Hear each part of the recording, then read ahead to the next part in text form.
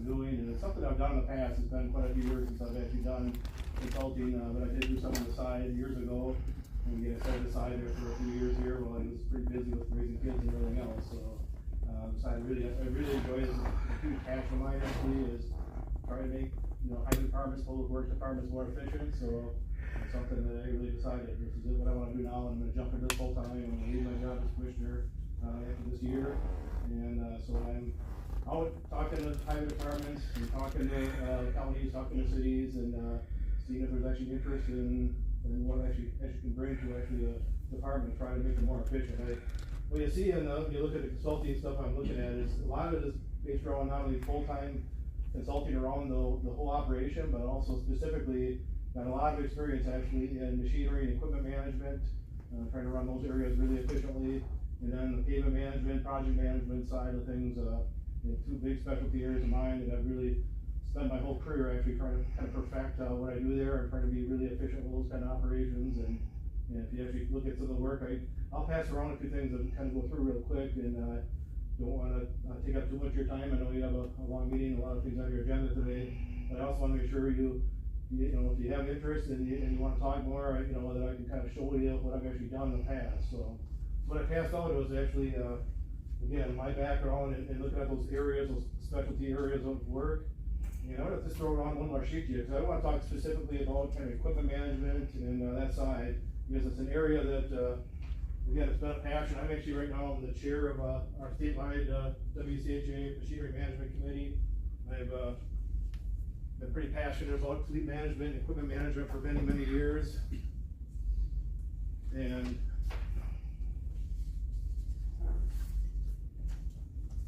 wherever I've gone, actually, as highway commissioner, I've worked in 3 counties. Everywhere I've gone, I've tried to really maximize what we do with our equipment and our operations. So every county I've gone into, I've tried to kind of get that operation running the way it should really run actually at a highway department. Make sure it's it's called profitable, but it's really efficient actually, because the way it's actually operated in Wisconsin with the counties with the rates we charge, we should be self-sufficient in that area of our operation.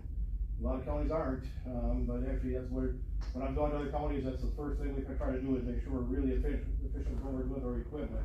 If you look at the handout I just gave you, the really nice breakdown in the first sheet is where I came into Jefferson County. This is going back when I started 20 years ago. They were not running really well. They were running, only creating about, if you look at the chart there, if you look at the first 4 years, that's the 4 years before I got there. They were running a really negative operation as far as their equipment operations. When I came in, the first thing I did was look at it. Again, I had a lot of experience actually doing this in other counties and kind of turning around equipment operations. And it wasn't a way we could be self-sustainable. The county was actually having to levy a lot of dollars towards buying equipment, and we didn't want to do that when I got there. So I had a long conversation with my highway committee, finance committee when I got there, and said, well, right now the first thing we're going to do is we're going to isolate those funds, and we're going to become really efficient at what we do, and we're going to start the process of turning this operation around and make it an efficient operation. If you look at the spreadsheet there, you'll see going forward to 2006 through 2010 is my first 5 years there. It's exactly what we did. We put out a report to my committee and the finance committee and the board, presented it in the first year, worked through it the next year, and within a few years we got kind of our equipment operations turning in the right direction. And kind of every year for several years there, we got more and more positive with our equipment operations. But right away, what I made the decision to do was the fact that we were not going to ask the board for any money towards equipment operations anymore. And we were going to turn it around. I told them we'll make it right. But then I said, keep your hands off the money then too, because we're going to make it right as we go forward. It's going to take several years to get caught back up in all the old equipment we have. We have a lot of old equipment that average age was 15 to 20 years old. So it took several years to buying and selling, changing operations around to try to make our operations more efficient. So that's kind of where we headed then, is make all these decisions and start moving forward with that. And then as you see on the spreadsheet, you'll see we went from only creating about $400,000 in equipment purchases to creating over $900,000 in the next 4 or 5 years, and then in the next 4 years, creating $1.2 million. And right now, we've been sustainable the last 10 or 12 years, sustainable operation, creating about $1.2, $1.3 million in our equipment operations. We've been self-sustained for years. I can show you, I've got a spreadsheet to show you. Our average age of our fleet right now is about 4 years old for all our plow equipment, all our pickup trucks, all our heavy heavy equipment, our paver, everything. And we have right now, I sit on $4 million equipment fund right now. I have 6 new quad axle trucks coming in here at the end of the year. I have 2 already, 4 more coming in. After those all come in this year, pay for them. You guys know how much those cost nowadays. With our trades, our machinery fund will still be sitting on about $3.6 million at the end of this year. So that's kind of how we've changed our operation, made it super efficient. And again, yes, we're a larger county than Rusk County, but it's all scale when you look at it. So if you flip to the next sheet, in the spreadsheet I gave you, I took a look at your guys' operation here in Rusk County. And I'm not gonna try to be hard on anybody here, I'm just trying to say, this is where you're at right now. This is the last 4 years, you're only creating about $280,000 in your equipment fund. That's probably, if you look at the size of the county, your county, my county, it's probably similar to what I walked into when I went into Jefferson County actually 20 years ago. Very similar position, and when I look at it, it's not getting better, it's just kind of stagnant about that, up and down a little bit, which you're gonna see based on operations and year to year and winter and things like that. But I have 100% faith that if I could work with you on this part of your operation and work with you in consulting, my goal would be to say, let's take this and let's turn it around and let's make it, make it more profitable. It's gonna take time, and I showed you just what happened in Jefferson. It doesn't happen in one decision or 1 year or 2 years. It took 3, 4, 5, 6 years to get there, but every year, incrementally, with the decisions we were making, we got better and better and better with our operation, and got to the point where we were, obviously right away, we were self-sustaining. We made that decision, we were gonna do that, we went to that with our committee, and again, looking at your operation, I see a lot of similarities, a lot of older equipment. I don't see a lot of depreciation, which means you're running a lot of old equipment here. I see the profit loss is really similar to what I walked into, the 2 previous counties I walked into. In both cases, I was able to take that and turn it around, and so that's what I'm throwing out is again, as a consultant, the things I just kind of see off the top of my head. I did throw out there a report that I can throw a few more copies. I just want these reports back, so I'll throw a couple more out. I'll show you a couple of things in this report. I do want these ones back. Over here. What's your note down here on the bottom? You got hot mix plant on the bottom. I think that I know that's a big part of your operation here. You're actually running a hot mix plant, and those are big decisions. It's like all your equipment, it's big decisions. What you're actually running for equipment. When I came into Jefferson County, I made decisions right away. We were changing around some things, evaluated our operation. I actually ran a hot mix plant there. It took us a year or two to evaluate it. We were not running it very profitably there, and made the decision to kind of work through the process. And we eventually did sell our plant actually, and so I did that over the course of my first 2 or 3 years at Jefferson County. It's not a one-time decision. It's a time that you really got to evaluate what you're doing, and can you make it work or can you not make it work? It's like every piece of equipment you own, and hot mix plant's a big one. Now it's a big decision. It's a lot of dollars, and if I look at some of your stuff, you're $2 or $3 million into the last few years your hot mix plant. These are big decisions. These are the ones that you got to make the right decision, or it's really hard to make the numbers work when you look at your operations and your equipment. So that's something again I've done. I've ran a plant. I've evaluated. I've sold a plant. I have a brother who, for many years, was one of the top managers actually at Chippewa County, right next to you guys. He ran a hot mix plant for many years, so I have a lot of familiarity with hot mix plants and running them. And again, in my case, I ended up selling my hot mix plant. I put myself in a position, a few years later, with our machinery operations, that if we ever want to come back and get back in the operation, we could. We have the dollars that you can do it right now, but it really right now, running the numbers, it just doesn't work for us, and it hasn't worked for us. So again, you look at that. The report I sent out there, again, I don't want to take a lot of your time, but I just wanted to pass this around quick to show you. This report actually is one I did my first year at Jefferson County. That's one of the reasons I printed it up for you guys, is it was actually going through, I know where we're at. Again, it's similar to where you guys are at right now. And when I looked at it at Jefferson County, I walked into there, we had almost a $10 million equipment purchase backlog. I had no money. I walked in there, I had negative money actually to buy equipment when I first walked in the door. I had almost a $10 million equipment purchase backlog because of all the old equipment. And so it was a pretty tough situation to walk into. Again, if you start making things right, making good decisions, start looking at what operations you're going to be in, which ones maybe you shouldn't be in, you just got to get to a point where you're trying to be efficient, profitable at all your operations and what you're doing. So that's what I did there. This is the report I did. I shared this with my highway committee my first year. Second year, I presented this to the county board actually and showed them it. Part of going to the board and going to the finance committee was to tell them exactly what I told you guys a little bit ago was, if we make this thing efficient, I just wanna have, want you to know, we're at the situation we're in now, and if we make it better, just don't come in and take all our money in a few years, cause it's gonna take several years to start upgrading our equipment and getting in really good shape with our equipment, you know, and we were able to do that. We were able to get them to do that, and for 20 years I've been there, and the board's never touched any of that money, and I've never pulled any of that money out or do anything else with other than replace equipment and run the operations of our equipment operations and shop, so.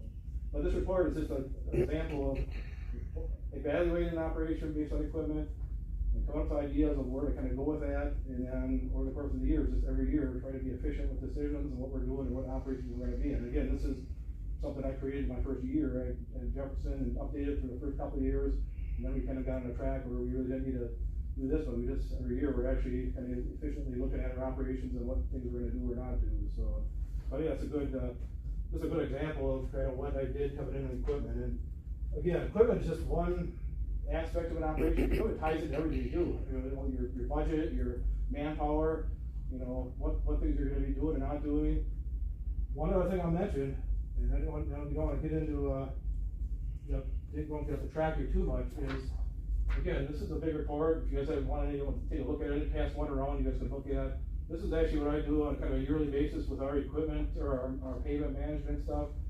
It's real detailed in how we kind of manage our pavements, our decisions when it comes to pavement management, our operations, and again, it all ties together with trying to be efficient at what you do, what you're good at, and so it's something I do every year. I'm actually presented to my finance committee tomorrow. I'm gonna update this last year. I did a different version of it kind of for this year that I'm presenting tomorrow at our finance committee. So that's a kind of a breakdown of just some of the things I could bring or do if you guys were interested at all. And again, it's something I'm just starting to get around the counties. I got a couple I'm talking to pretty seriously right now, and just on the same subjects about trying to work with them on trying to make their operations more efficient. So one last thing I'll leave you with is just, again, as a consultant, if I was going to come in here, I mean, this would be my goal actually. If you guys again have interest and you want to bring me in, my goal would be, I mean, number one is get your equipment operations running efficiently. You know, that's it. So I kind of put a goal there of how that process goes. It starts out again, you know, really evaluating where you're at and what operations you're doing, go through a process, working with the highway department and commissioner who, you know, you have interim commissioner, I think right now, I don't know where, you know, if you're trying to hire another commissioner yet or where you're going with that right now, but, whoever that is, working with whoever the staff is. Again, most highway department staff, I've done this for over 30 years, they're unbelievably great, they're dedicated, they're the hardest workers you're gonna find anywhere. With highway departments everywhere in the state.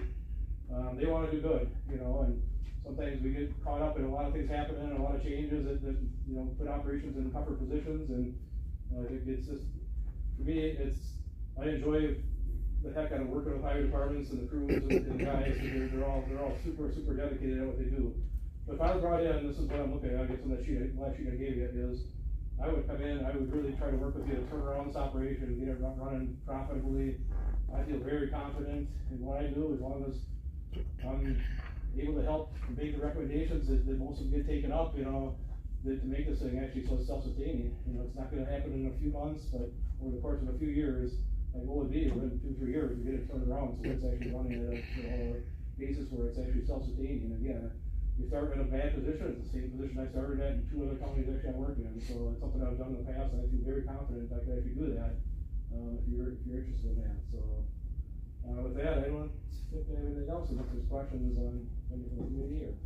Not really, I'll stay around for the whole meeting today and after if anybody has any questions too, and before I get out of here. So if you guys want to hold on to those reports for a while, I just want the fleet one and the pavement one is floating around back before I leave here. But other than that, just keep everything else. But I'm open to any questions you guys have.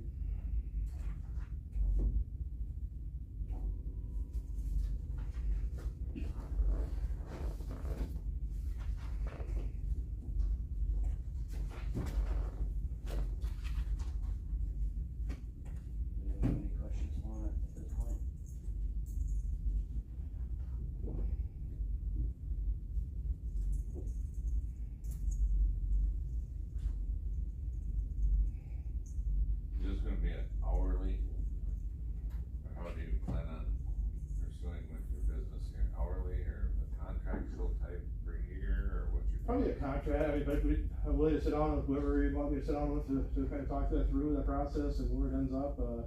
One of the reasons I kind of lay out, reports and things like that is I really I want it to be around a basis that actually is trying to make that improvement, you know, and obviously the more time I spend, I think the more benefit I'm gonna give you, you know, so it's a matter of how we wanna, you know, do that contract. I'd rather do a contract if I could and actually work on the fact that what kind of produce, you know, reports you want me to produce, I'll produce them as far as recommendations. But there's kind of a whole process, I agree, that you gotta kind of work through as far as how you do it, and, I'm open to sit down and talk and try to figure out how to, you know, set up a contract that actually work for you guys, so if there's interest, you know, just probably the person to talk to and sit down and work through that process and see where we end up. Then we don't even have a commissioner at this point, I'm wondering, might be a slow start. You're looking towards the end of the year though, before you retire from the other job? Yeah, I'm gonna work to the end of the year right now, so, but like I said, I'm consultant on the side in the past, if you want me to jump in right away, I'd be willing to jump in right away. I mean, obviously, I have time to get started. I would say if you're looking at it, really want to do something, we actually were to get started, I'd say at least, I would, for the rest of this year, I'd like to have the time to go up and do the part of the evaluation where I just need to gather data, a lot of that, 'cause it takes time just to get all this data together and start working on, you know, plan and where you wanna go. Again, that first phase is really just a lot of data gathering and looking at the operation, and I got some things obviously to learn if I was gonna do that, so if you really wanted to go a direction of working with me, I mean, I would recommend that part, at least to get, you know, phase of starting maybe this year, if you wanted to do that, and then move on to, you know, going forward from there, so. I think if we're gonna consider doing something, we probably should at least look at a proposal, because then we can go into the 25 budget.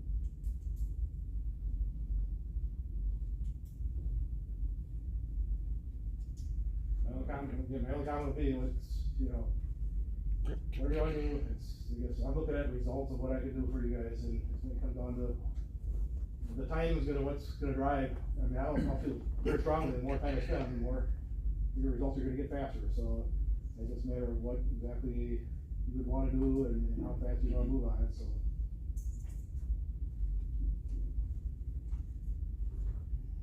Something we want to go forward with. It says possible consulting contract, and have it actually work with them, and get the contract back to us for next month. I guess the big thing is, what do we expect from him out of this contract? It sounds like he's pretty open to his parameters as to what type of, how much time he puts into, if I'm understanding it correctly. So that we get what we're looking for and get it appropriately.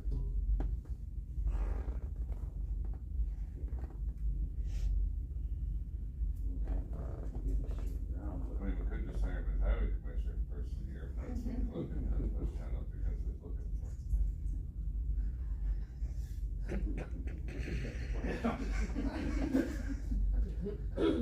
And really, I guess for me, it's, what do you wanna get out of And what? if you came and looked at the operations for a month, kind of somewhat of a survey, and come back to us, you can tell us where our weak points are and where, you know, we were doing good in some spots. Some of the spots we're not doing so good in. I mean, just him standing here, he can't tell us what we're doing wrong until we get some research into it. So you're thinking maybe he takes a look at it and comes back with his proposal then as to what he feels our needs are? I mean, if he, maybe willing to do, you know, cause we gotta get a contract, but I don't wanna, you gotta kinda do a little bit of research and look at what you're getting into before you can come up with a number for it, really, in that aspect, right? Yeah, somewhat, but I think you know, again, some of that I've already done. I mean, Right. when you look at, the two things I'll say, you know, the time I spend looking at your machinery already is where one of the reasons I'm standing here talking about that. So I think you're at a point where you do need, I mean, that's an area I can really emphasize, it's a real big strength of mine, so, I mean, another option would be, I mean, do you just wanna do, you know, small minor contract that would allow me to spend, you know, a little bit of time up here and work with your coordinator, whoever it is, you know, and then have a bigger option for, you know, you wanna go on a longer contract then, and really work on, you know, a lot of the operations, and that'd be a possibility too. One thing I'll throw out there too is, again, you know, I'm not trying to confuse this thing, but when you look at the pavement side of it, it's again, it's another passion of mine is making sure you know what you're dealing with in an operation. There's a lot that goes into analyzing and putting together your projects and plans every year. I mean, I looked at your roads, and I'll just say another comment here, again, not to take anybody down or make anybody feel bad about this. But I went through, before I talked to your commissioner earlier in the year and ran through all your roads. I've been doing this for over 30 years. I evaluate pavements and do a lot of analysis. I went through your roads.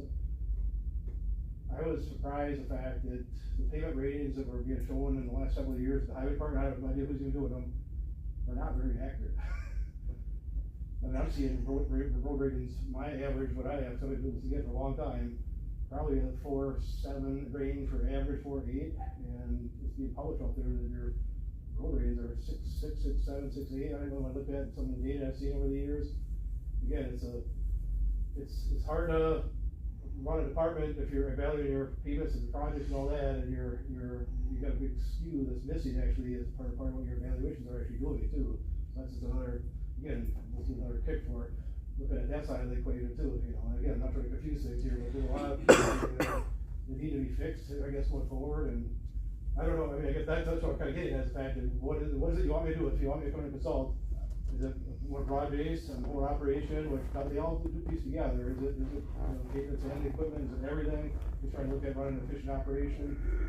So whatever we do for going forward, if you want to do a longer contract, I guess let's throw it out there that you really got to think about what you want. And I mean, one of the things of mine is it's either going to be consult overall on your whole operation, what you do, because it's all kind of pieced together, or I could specifically consult on payments and or equipment in those areas.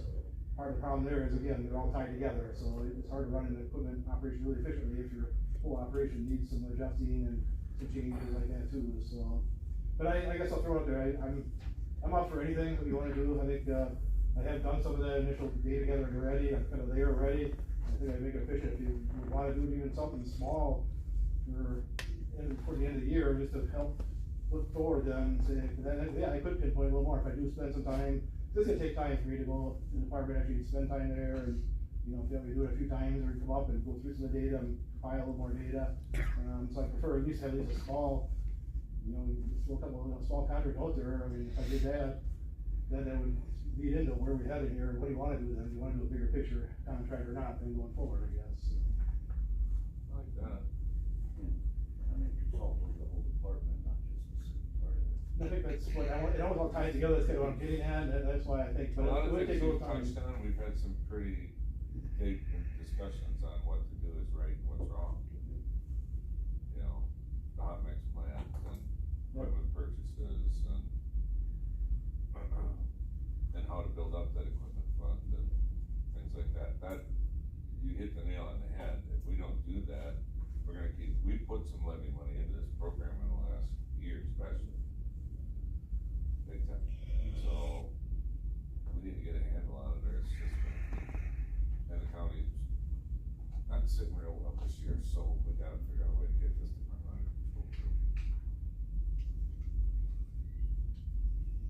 I think we need to work out something with them. That's my opinion. Let them come in and do something. I'm just not sure how to go about it 100%. So what, right now you're thinking maybe do an hourly type thing, or? Or could just be, like I said, because, I mean, again, hard to throw numbers out, and we're not sure exactly what we're trying to do here.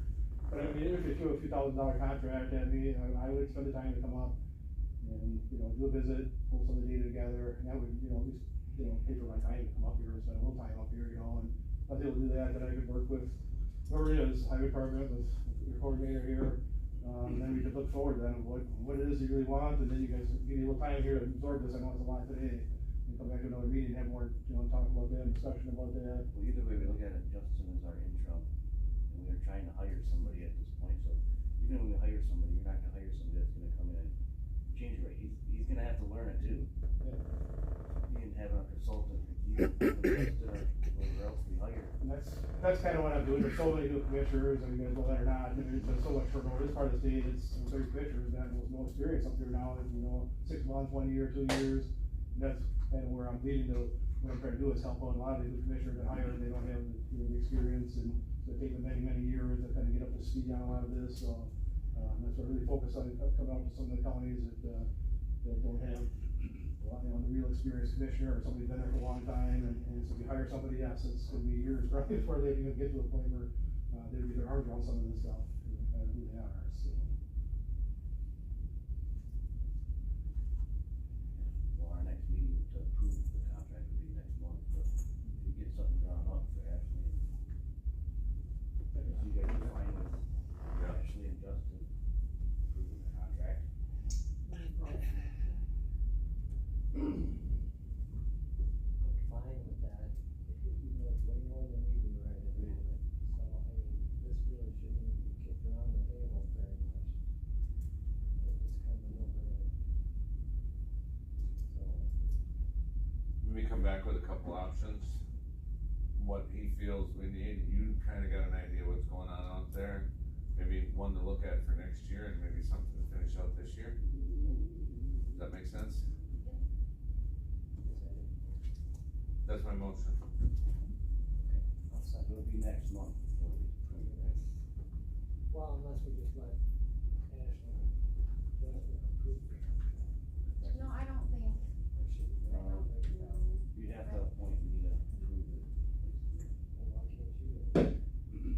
Do you feel like you're untrustworthy on that? Yeah, well, yeah. I mean, I will if that's what you guys want, if you wanna get going on it. Longer we keep kicking the can, Yeah. longer it goes down the road. So tired of kicking the can. Just have to look how much we have budgeted for commission wages. But I can deal with Ashley on that if you're fine with it, Ashley. yeah, is that what you'd like us to keep the cost? I'm fine with Jerry approving the contract for the rest of 2024. Okay. I think 2025 should be done with the committee, there's no reason why the committee can't do that at next month's meeting, so there's my motion. I'll second. Any more discussion on it? Here none, all in favor say aye. Aye. Opposed, carried. Thank you. Hey, hey, Ron. There you go. Next we have highway shop concept with Burner Samuels Group. Morning, everyone. Morning. So Ashley's gonna bring up some, imagery here in a very, Our system isn't working, oh, really? really, yeah, That's what he wants. not over there. I wondered, Do you want me to print them? could you? Yeah, if you don't mind printing them. Honey, is Joan today? Here. Well, she'll have to print them off, but while she's printing them, kind of give you a little bit of background on why is the GL guy even here talking about highway, so. You're the builder guy. Yeah, so for. If you build a jet, you better be able to build a highway shop. Yeah, so for those of you that aren't sitting on GL ad hoc, but the GL ad hoc gave us as direction last month was scale the project down. We want a $20 million option, we want a $25 million option, we want a $28 million option. That's what we're gonna bring to them on Wednesday. But also, over the course of the last several months, the discussion of the jail has been intertwined with the needs that are at the highway shop. And I was actually asked a couple of times, have you even been out there and looked at the highway shop, and my answer was no. My directive was to work with you guys on the jail, but as you are fully aware, is that your master plan identified a jail as 1A and a highway shop as 1B, because you got needs in both locations. It's more money than you wanna spend on both of them, right? So my intention was to go out and look at the facility, kind of look at the campus, start to look at different options in regards to what are the needs out there. I heard your roof is leaking, you got multiple issues with the building. So I actually went out and, I think it probably surprised Justin, like, hey, I wanna come up and look at your building, he's like, who's this guy? So I went out there with Ashley and I brought members of our team. So to tell you guys a little bit about our company, we don't just build jails, we work with counties throughout the Midwest. We've done, buildings from nursing homes to EMS buildings, courthouses, to jails, to highway shops. And we just finished a highway shop in Washera County. And I do have some imagery that I want to show to you here, but one of the things that, while I was touring with Justin, is I wanted to evaluate your buildings. I wanted to then think about what is a phased approach to be able to get to your solution. What Wald had proposed in their master plan was to come in and actually add on a portion of the highway shop, a new portion of your highway shop on the west side of your existing building. There's some challenges with that. Mike, am I thinking in the right direction? Is it west? East is the highway, right? West, it was west. Yeah, so they were gonna put an addition on the west side of that building. And that addition on the west side of that building, if you look at how your, yard functions, you would be choking down your operation by putting that building there. So part of the discussion when you talk about building plan is, where do you put the building if you're gonna put the building so that you can continue to operate? And to the gentleman's point, operate efficiently, right? So then my gears start to grind about where could the building go, because I don't think what they're proposing is the right solution. Then how do you minimize a step one or a phase one of the project, but get what you need so that you're stepping into that? And a lot of this is around the premise of what Justin from Barrett has told you guys about your financial strategy moving forward. If you guys will recall, Barrett said, you guys can build a jail for the $38.5 million, you can afford it. In 8 to 10 years, we will be set in a position where you can do about a $25 million project for your highway shop. The problem with that strategy, to those that have a highway shop as a priority, is, and staff here, is we're waiting 8 to 10 years before you solve our problem. Right. And I think that's been kind of the premise of what I've been hearing from people, and kind of the conversation that, why are we sticking all the money into the jail?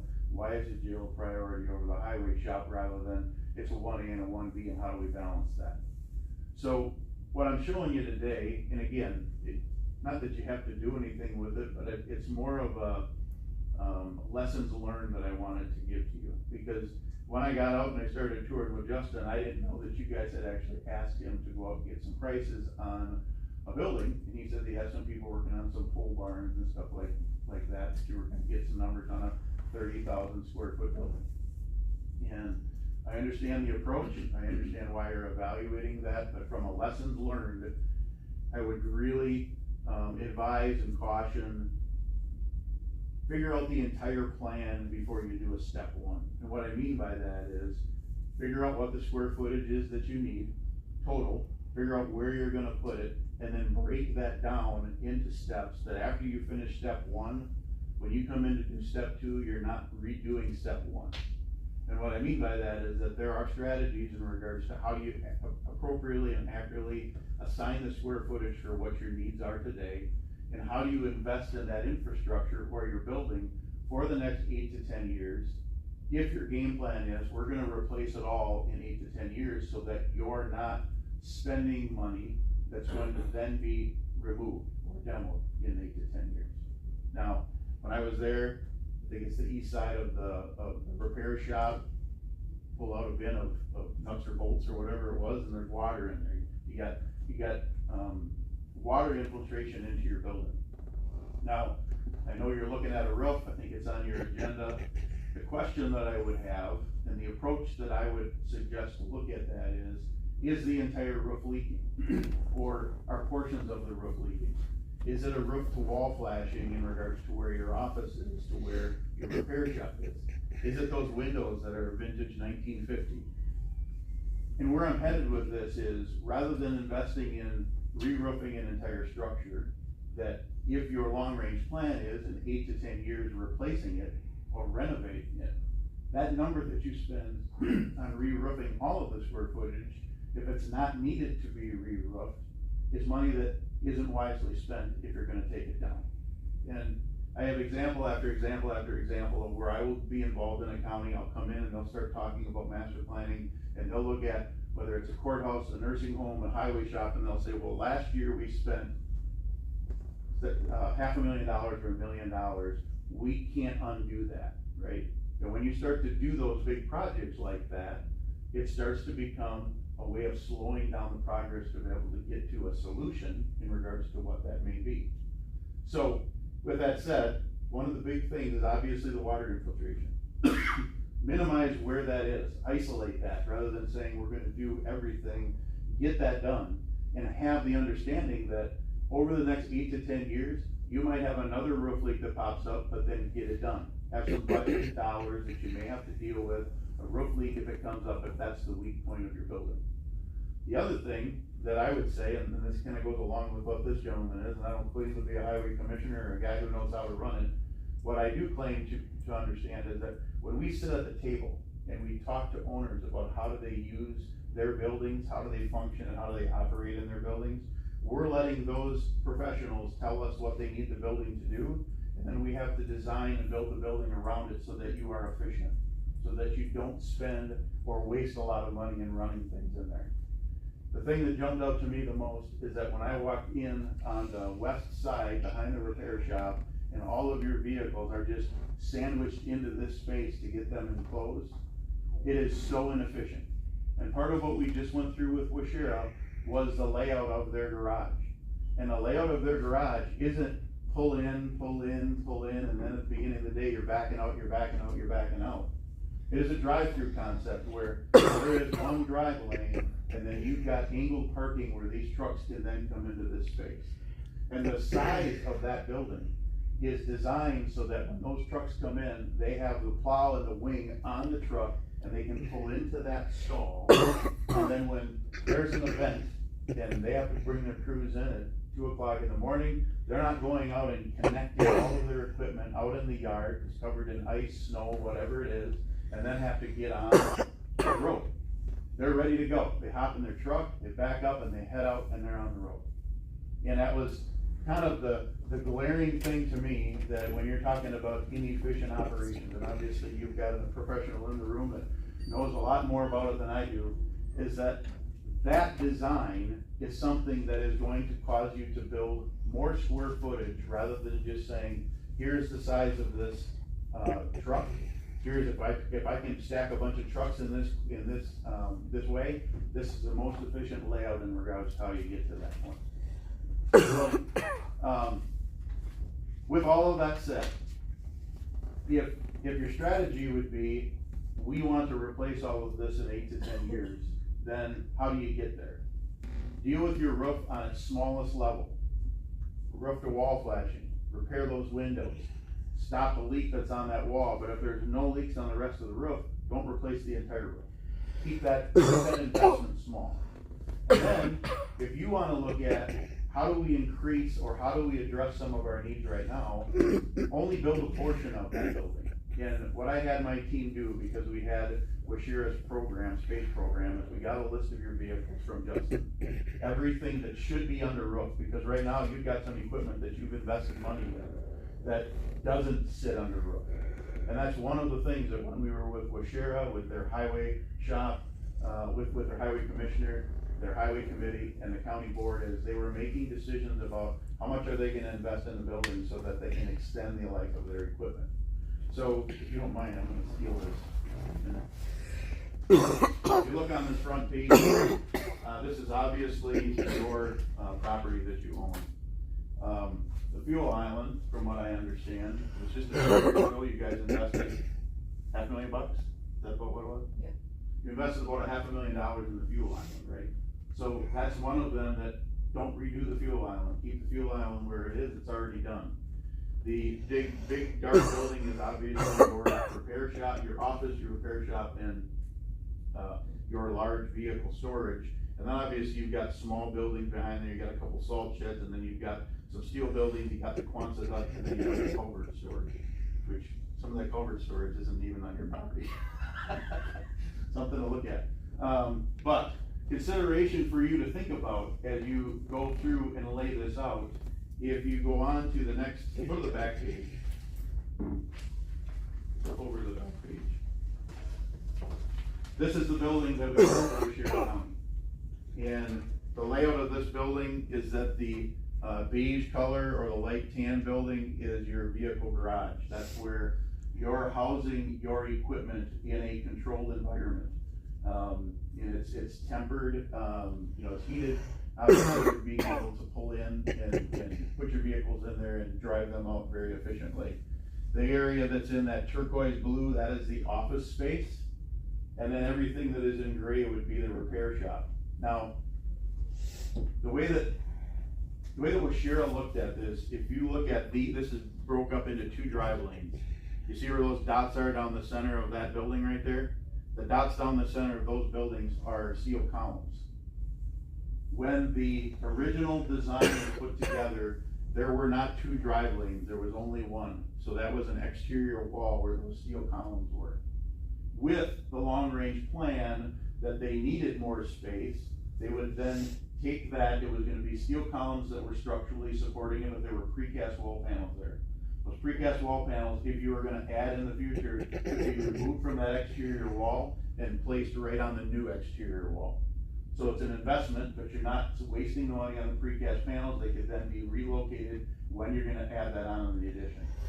At the end of the day, what Washira did with this is they actually built the entire building that you see here. We bid it out so that it was just office garage in this first lane, and then we had an alternate for the second garage.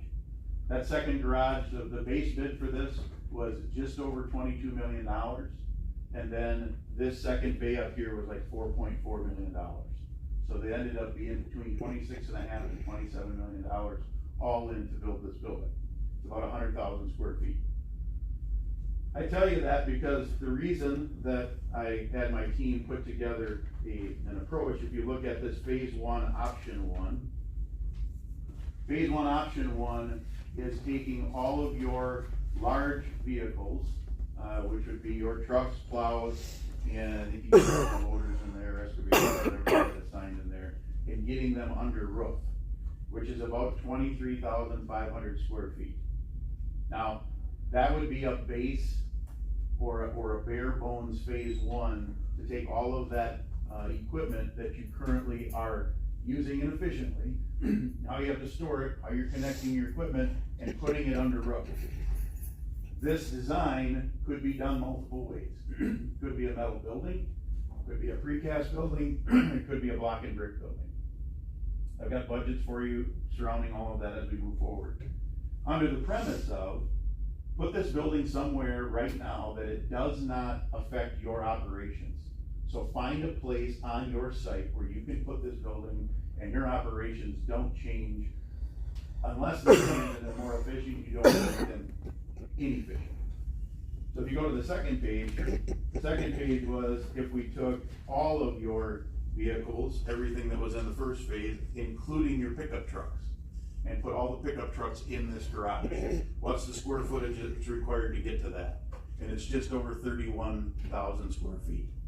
Now, I challenged Justin when we saw this, because I wanted to get you the smallest phase 1 that you could do, and I said, if we got all of those vehicles out of your current housing or your garage, and if you use some of the spaces that are in some of your outbuildings for your pickup storage, could we get by with that?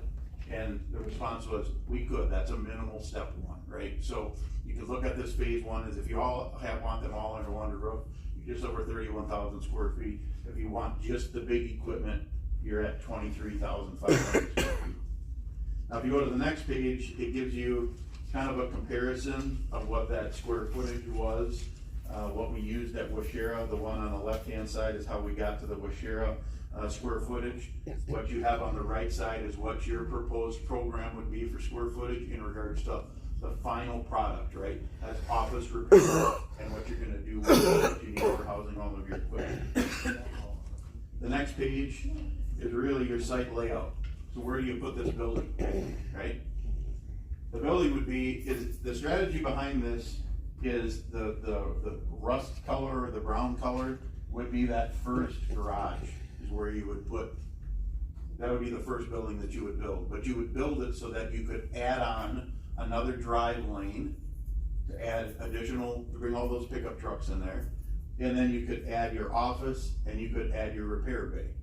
Now, there's a lot of design that's gotta get done. This is conceptual so that you guys could have a vision of, there is a way that we could address some of the needs of highway right away while we prepare so that in 8 to 10 years, now we take care of all of it, okay? So, if you look at the layout that's in here, this layout I don't like where we're showing it.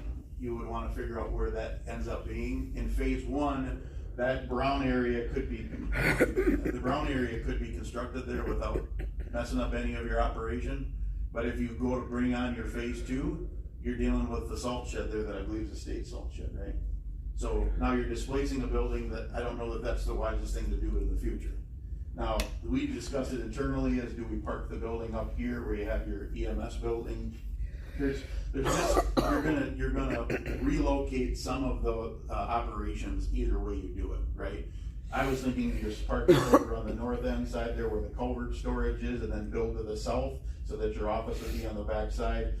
You have some contours in there on your property that it drops off real quick, so it kind of limits the traffic that you want to go around that. And that's where I told you some of your culvert storage isn't on your land, so then we parked it in here. Where you would want to put this building is going to have to be determined, because if you put the phase one in a location, you can put it somewhere right now without disrupting your buildings, but in phase two, you're going to displace one of your outbuildings, which may be the long-term solution in 8 to 10 years. So I tell you all of that to kind of give you a premise of cost. So if you look at the option, phase one, option one, this one that's about 23,500 square feet. If you did a pre-engineered building with that design right there, with molding heat, no in-floor heat. Now I know that the in-floor heat may be a desire. It's going to be about $200 a square foot. So it'll be around that $4.7 million. Now the challenge when you start to talk about a pre-engineered steel building is the longevity of the building and its exposure to the environment that you guys bring into that building with the salt trucks. So the highway shops that I've been a part of, the highway shops that we actually went and toured that have recently been constructed, have been built out of precast or they've been built out of poured concrete and concrete block. Now, if you did a precast wall panel for this same building, it's about $250 a square foot. So you go from 4.7 to just around 5.8 to 5.9. Now, the concrete block years ago used to be cheaper than precast, but because of the labor component that's tied into that, I would not advise doing a concrete block wall all the way to the floor. What we have constructed is we do a stem wall, so it's a poured floor that's integral with a stem wall that's 6 feet high, and that's a poured foundation, and then above that you do a concrete block. The reason for that is that when trucks come in, if they bump the wall, they're not damaging the block, they're dealing with a structure that's more stable. If you start to deal with a concrete stem wall and you start to do a concrete block, the cost right now is about $275 a square foot, so now you're about $6.5 million. Now, the other thing to consider is that over the next 8 to 10 years, if you guys, because the other part that I heard at finance a couple of months ago is you've got this list of equipment that's old. I heard that again today. If your strategy is that you're going to be investing in that equipment over the next 8 to 10 years, another thing to consider that you may want to add on to this would be a wash bay. That's one of the things that's on Washira that was more on the repair side, but there was a wash bay. And it was actually a bay where there is an undercarriage sprayer or washer that's automated when they drive in, and then the drivers can get out and clean the balance of their trucks off before they go into that space. That may not be a bad idea to add a wash bay to your phase one, that if you are trying to flip your fleet and you want to take care of them, you invest in that wash bay, you invest in a place to be able to put them so that it's efficient and they're under roof, and that would be a step one to get to your final solution of your highway shop. So, with that said, I am going to deliver the same information to ad hoc.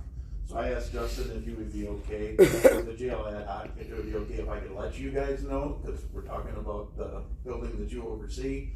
And obviously there's no action on this, it's just more of a long-range master plan oversight, because we're bringing options back to the jail ad hoc committee to scale it down so that they can have all the data before them. And I wanted to get it from you, so I appreciate the time. Questions on any of that? Comments? So you said precast is $250 a square? Yeah.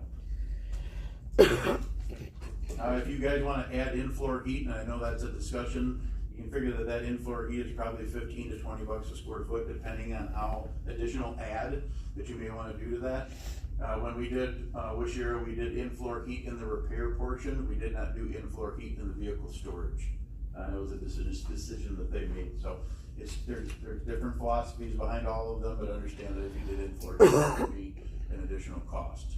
at least this gives you some parameters on what that option or a potential phased approach would be to that.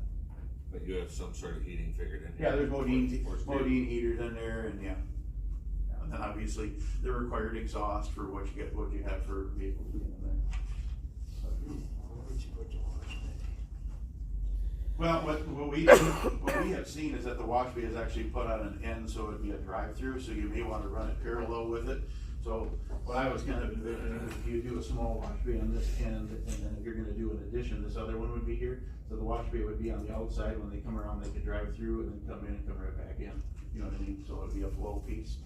And again, the wash bay, I would highly recommend that that be something that's precast, obviously the deterioration that you're gonna see if you do something with steel, but that's just something to consider. Do you remember what insurance cost?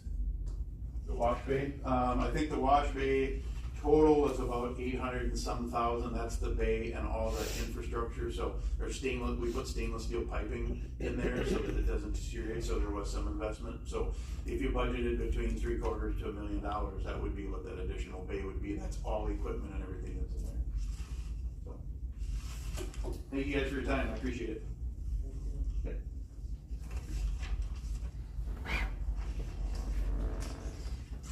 Anybody got any questions? Put it in reality. Insurance update on equipment. So I want to give you guys an update on the grader, the one pickup on the broom. We got everything figured out. The grader's gotta go through and fix it, and then we'll send the bill to the insurance and what's done with that. The pickup truck, we kind of just check and fix what we need to fix on that. And then the broom is gonna be replaced once we get the bill from that broom, we order it on the meeting and measure them out. And then just send it out to the insurance and then everything will be taken care of. Questions on that? You're gonna move on, update on the pickup trucks, broom, and flatbed. So the pickup trucks are looking like November, middle of November, could be sooner, but that's the date I got was middle of November.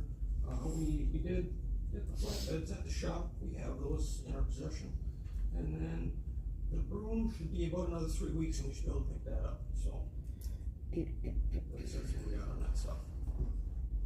Next, you got truck quote. That'd be for the dump trucks, right? Correct. So I did not get any prices back from the fitters yet, but I got 2 prices from 2 different companies. I need to get another one for a 3rd one, but this is just some numbers for you guys to look at for now. The I-States are what we have now, right? I-State Western Star's correct.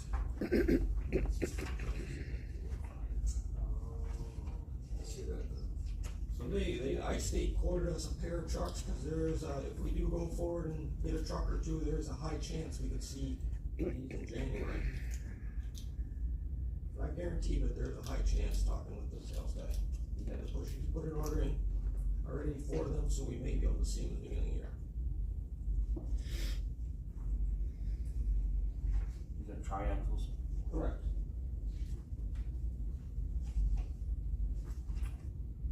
And then the Freightliner is just one vehicle, I think it's. Yeah, Freightliner just the one. And talked with him Thursday, and they may be out a year before we could get one from them. Our last one from last week's stars, right? Yeah. We got, like the last 3 or 5, last 5 or 6, I got 5.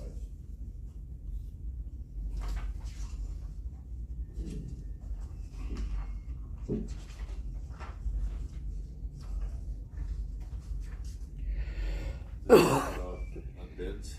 We did not do bids yet, cause we gotta find out what our, this November when we do our financing, we'll know what we can do. I just, the last meeting, we wanted to get some numbers in front of you guys, so I brought some numbers.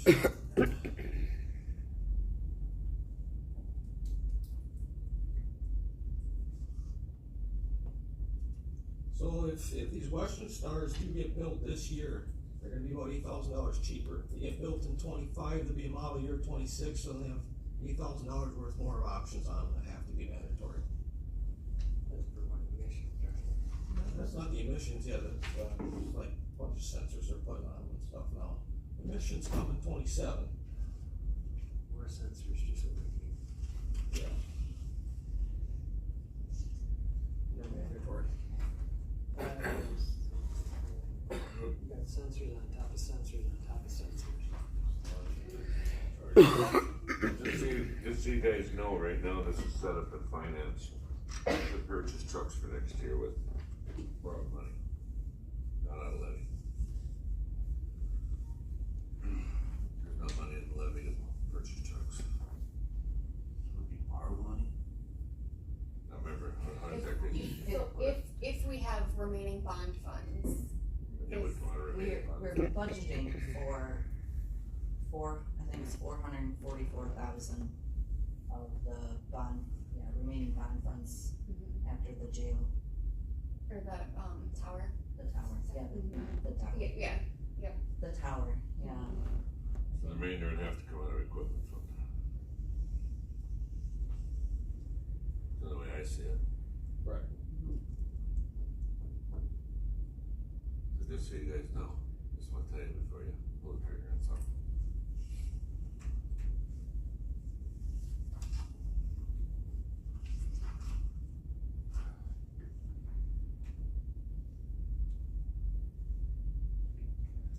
I just don't see where it's gonna come out of levy.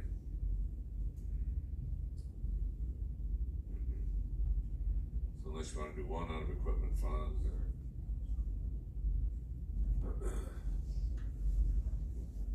Be on the safe side.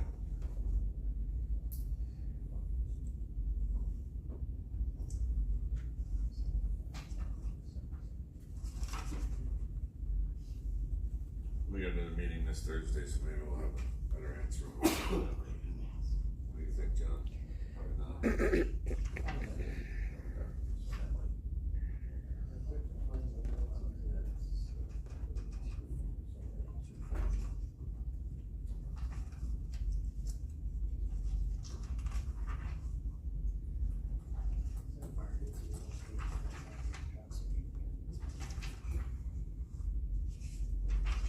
Well, right, I just want everybody to be prepared, there might not be money in that bond funds to pay for two trucks, so we were originally talking about doing 2+1 out of equipment fund, but one of these may have to come out of equipment fund just to, Is that the correct one?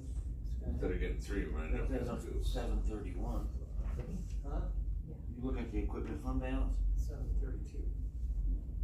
Yeah, but as of 7/31/2024, As of July, yeah. as of July, so So, I can never understand why that's always so far behind. yeah, why is, Because I haven't closed August yet, so I don't have final numbers for you. what are you doing? What are you doing? A lot of, well, I'm trying to get back into things, you know, here, it doesn't just happen overnight, and, It's like but, riding a bike. yeah, well, a little bit, but, with Justin as interim and shop, foreman, I've been helping him out with some things too. So, but typically the wait on that is usually waiting for like our accounts payable invoices to make it through the, process and get posted to our general ledger so that I have, good numbers for expenses. You said the trucks would probably be here January, but then they still gotta go to the other shop. That's another year, ain't it? Typically at least a year, So, I some mean- time. I just want you guys to be prepared, you might have to pull it out of the equipment fund, there may not be levy money coming to your budget for trucks. If there is, then maybe we can order another one after the first of the year or But something. it takes a year and a half to get them. We got. The worst part is once we get the truck, we pay for the truck, then it's gotta go to the other shop to get retrofitted. For the box and the plow and everything else. Well, those two should be coming in the next couple, 3 months, right? Don't we got two coming yet? Yeah, they're supposed to be here December, January time. I called them, talked to them 2 weeks ago, and it's still looking okay at that time. They're sitting at the mill, right? Yes. I think we should put out for bids and at least look at two. Cause he's saying the earliest they'd come would be January anyhow. The truck. Potentially. When I Yeah, talked to them, we potentially, should. so we're gonna be another month behind by the time we put out bids. Do you wanna make a motion, get 2 trucks? Or put it out for bid for 2 I'll trucks? put it out for bid, I'll make a motion to put it out for bids for 2 trucks. Bid out the trucks, do we wanna bid out the retrofitting them right away too? Yeah, we need to have that in the proposal also. It's got all one package. Yeah. These trucks have got stupid priced. First got on this board, first one I think we bought was like $170,000. And then Justin, if you don't mind, next month, come back and tell us what we really need. There's 2 with the 2 coming, and the 2 more, is that gonna put us in a somewhat reasonable spot, or do we still need to look at a third? So these 2 trucks that are coming right now are replacing one that is not drivable and one that is sitting at the plant. Yep. It shouldn't be on the road. And then these next 2 should replace a couple of them that are really rusting out in rough shape. Those old Washburn trucks have replaced 2 of those, and then we got one of those left, and then that one truck that I showed you the box is splitting off. We've repaired it for now, so I mean, well, we can discuss that next meeting, Yes. where we should go from there. So it'll be a 2-part bid, right, Justin? You bid Yeah, out you'll the truck, have, then you bid out bid, and then you'll have, snowplow package. bidding, yeah. It's 2 different And companies. you're gonna look at similar specs to what you did this last, That's what he's. with the correct plow system. Correct, yeah, that's Which what he's. I'm not blaming, but we got the wrong, We got them back, you know. The 2 we got coming are what, Stars 2? yes. So yeah, we should be able to just pull right out the same ones we already got ordered. Yep, and that's what I did for these quotes here. Yeah, just keep them all the same. Simplify. Yeah, simplify. Jeez, don't use that word around here. Sorry. Simplify. Alright, got a motion, got a second on the floor? Okay. Any more discussion on it? Hearing none, all in favor, say aye. Opposed, carried. Still on the truck, you were talking too though that we might need to get us 5-yarder. Well, it'd be beneficial in some points for us, but right now we need to replace some big trucks too. You know, then the little trucks would be great to have, but you know, if we were gonna go with the smaller truck, get a tandem, so we could utilize it in the summertime. For now, replacing the 2 bigger trucks is better. Correct.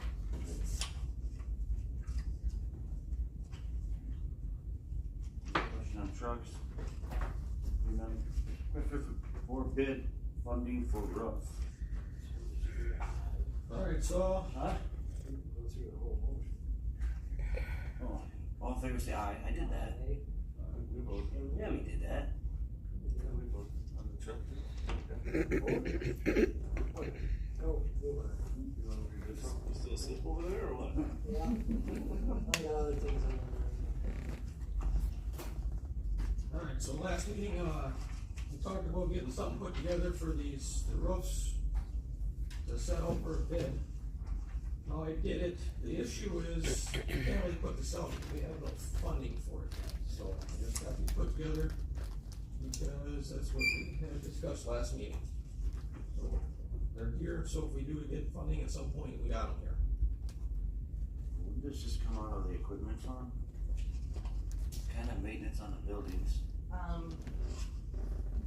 Depending on the scope of it, if we're replacing the whole roof, and it's going to cost us that 300,000 or more, it would be a major repair to the building. It would become, you know, an asset that's depreciated. It hits the buildings and grounds, which is allocated out, between by square footage, between, you know, admin. Most of the square footage is equipment storage. The state does reimburse us some for that because, we're storing trucks and equipment that is used on their roads, so they do reimburse us some for that, but 50%? Huh. No. Had to get a laugh out of it. I believe it's based on, equipment usage, you know, what we use our equipment on, the Gotcha. state versus all, you know, that's how they come up with the percentage. But I think the remaining actually hits on maintenance. It doesn't, I don't think it hits the equipment fund per se. So didn't we talk, did we get any quotes on fixing it? Yeah, and that's where we had to set out for bids, cause it cost too much, that's why I got these rolled up here. Okay, See if you guys wanted to approve this, but that's why I'm asking when we should do this, considering we put out for bids, if people put bids in again, and then we can't afford to do it, and then we go to do it again when we do have the money, then they don't wanna bid on it because they already went through the process. well, they'd have to rebid it now. Right. So we don't know where we're getting the money yet. Well, the other thing is, we don't know what we're doing here, because you get a good point, Kurt, when he was talking. Either we You don't wanna spend $300,000 on a new roof, in the next 2 to 5 years, you're gonna look at, but the building ain't gonna last 2 to 5 years the way it is. Yeah, it's just leaking. I thought the plan was to fix the roof for plans of it lasting the next 20. if that's our, I would like to get another person's opinion down the road, I guess, because, I mean, our last talk was to look at putting up a storage building, like we saw roughly a picture of today, and redoing that shop office roof with the intent that maybe that would last. I guess my mindset was it would last at least 10, 15 years, and that would be the repair building and the office building yet. And at least we had good storage for our equipment. Where they could keep the plows on them. Can we feasibly, I mean, is that the best route for us to go? I mean, They gave us somewhat of a number on a new $250 a square. that's gonna go up when you start talking repair shop to an office. We got 25 million. So that will never get approved. No. I think we're gonna have to probably be happy to get a good storage facility put up for the Yeah. equipment that we're spending money on, and so these guys don't have to take the It'll plows be a off lot more. easier to push that when we can push where some of the other members of the board see that. Half of them probably don't even realize we take the plows off them. That's big, I mean, that's an hour a day that they can be out plowing almost. Yeah, if they're not getting Yes, stuff in the yard. it's wasted time. I never knew that until I went out there. Huh? I never even knew that until we went out there, and I just. I know. That's the most fascinating thing I've ever heard in my life. So I mean, in my thought thinking that we push for the storage building only, eventually adding on to it in 20 years, cause that's about what it's gonna be. I think you're probably right. You know, the jail and everything else that all these other departments wanna do. Are you talking like, What? like that you got? Yeah. But then you start putting 250 or 500,000 here into that shop area, and you'd probably be better off to bond in the long run on a whole new facility. Maybe it's a You'd be smaller better off, scale. but you're not gonna get the full county board to do that. I think you're right. Not now. No, not right now. Well, eventually then we just don't have no trucks to haul roads or anything, then. Not true, they'll be there for a couple, 3 years till they start to rust. I mean, you gotta think of, even to build that shop, that's gonna be 2 years out, I would think. By the time we get it approved through the county board, get it bonded, that'd be the middle of next summer to the end. The construction will be the year after. It's gonna take a year just to get, you know. And that's, when you think about it, we've been talking about an outbuilding probably, 4 or 5 months now. Just to get something, so people are aware of what we want to do out there. We've been talking about it for that long. The wash bay for 3-4 years I've been bringing it up to the committee. Talk about this. So, I mean, we gotta do something with the roofs, and we might as well do it and plan on that building staying there for another 20 years, cause we're not gonna get a new shop. Well, I would I think, don't- I would think if we put up a new storage building, that shop area could be converted in, or the current storage area could be converted into shop. Yeah. I mean, that was my mindset behind it. Somebody else might tell us we're not. Yeah, we're not just gonna shut that part down, we're still gonna use it to store and other stuff. So we still need a good roof and everything on it. If nothing else, then you could put some of this other equipment in there. Yeah. If anything else, and if you did build the storage building that he's talking, all those other pickups, skid steers could go in there also. Even if you put a shop eventually on the other, in the current building. If you did put a new roof on it. But then if you're gonna roof it, you might as well insulate it. Like we talked about last month. We're gonna plan it, our money, thinking that we're still gonna be in that building for 20 years. For something. Yeah. But, I don't know if you guys ever been out there in the winter, there's 5 trucks that sit. Yeah. 5 dump trucks. And a loader. And a loader sit in the shop area. So when the mechanics come in the morning, they gotta empty the shop out every morning before they can even start working on the projects they're working on. So this outbuilding will keep all the equipment stored up, different building.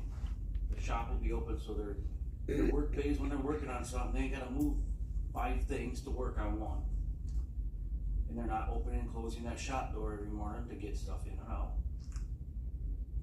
Which the shop would be feasible the size that it is, if you didn't have to shuffle trucks around in it every morning. But you would have the old bay behind it, have other stuff in, the loader and some of the stuff that wouldn't fit this bigger one. But like I say, it's still gonna be a year before we get a building approved. Let You're gonna get a new roof put on before spring anymore now. And come on, finance, we're gonna get the money. Why does everybody look at me? Buy lottery tickets. I mean, in aspect, I mean, we're not gonna get a whole new building, everything out there, but just by pushing an old building and by trying to push a wash bay in it too. Well, anybody in the right mind can see how crucial that is. Once you explain to them that, half the people probably don't even know they have to put Most plows on. farmers are just gonna have to wait for them to rock their rock. Actually, that one salt shed is a rough shape too, don't forget that. Water runs in from the west, and the back end got bowed out last year. Now that's been quite a few years ago. Right, but if that was the one, looking at this whole overhead picture, if that was one you had to take out and replace, that would make a lot more sense than the other one he was looking Isn't at. that just a matter of exposing that ground in front of that shed, keep it from rotting in? You grind down and then regrade everything. Yeah, it's quite a bit. I don't need to take down anything, it's already built. Higher, so I figured it'd be an easy fix.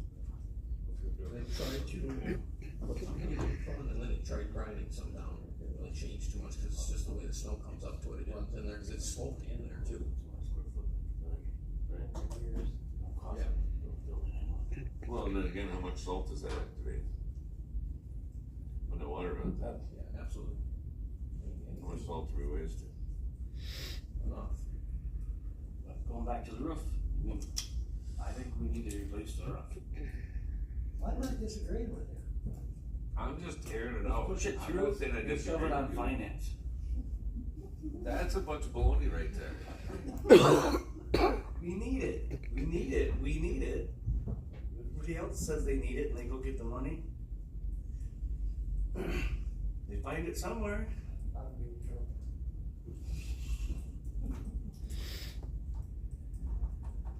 What have we done in the past for building repairs? You started to kinda hit on that, Sky. Where does that come from? So the costs hit our buildings and grounds, and it's allocated. So that's done at the end of the year, it's based on square footage, just happened. So like last year,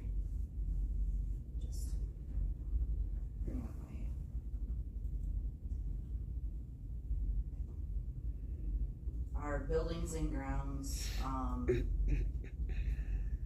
the total to be allocated was $186,000.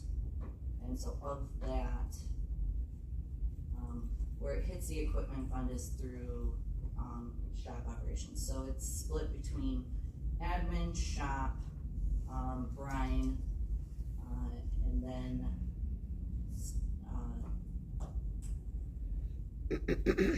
state and maintenance.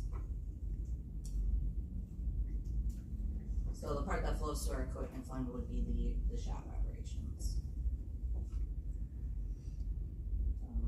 Which was $52,226.02. The majority of it hits our maintenance, that was $92,000. That's levy dollars. And you really have no clue what the state will kick back into this project. So last year, the state, it was about 28,000.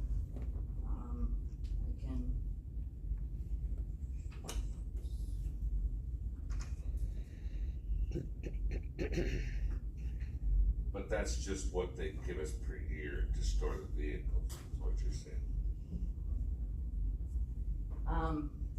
Yeah, So they're not gonna put in any extra towards this project, it's just gonna No. be out of what we already received. it's out of what the actual costs are. Okay. It's about, it was 23.5% was their, reimbursement of equipment. So I don't wanna count on that money, that's to offset lights and heat. There's no grant programs or anything though. Yeah. I don't think we're ready to rob from that. Say it's gonna help offset the cost of the road. Well, it will, I mean, cause Well, those it will, costs but are it's gonna go coming into the anyhow. buildings and grounds, and so it will.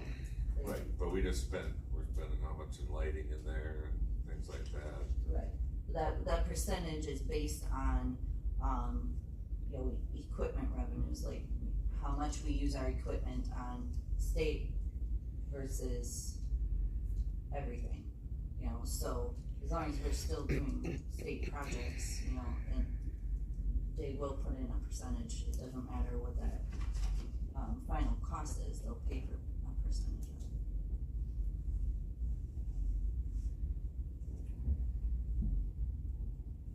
It's just, our buildings and grounds this last year was pretty good, but, in the past, it's been kinda high. The costs that we're putting in, that's because of our, our old buildings and such, the repairs, and, it also encompasses, our labor and equipment that we're putting into the buildings and grounds, so like, a huge hit is when we have a night watch person, and if they don't have, things to do, equipment to work on, or, something to go and do, they're doing a lot of buildings and grounds, cleaning up, things like that. That's been a big hit to our buildings and grounds in the past. But we The other haven't thing- had that person. The other thing is with that building, really, how are the walls? So let's say we re-insulate the roof and everything else, with water damage that we're not really sure how bad it is. Is it taking the insulation down in the walls in some places? So I mean, we may think we're gonna have a somewhat efficient building when we're done, and Right. I guess the best thing to do for that is have somebody come assess what the situation with the insulation in there is. We could try tear it open and look at them.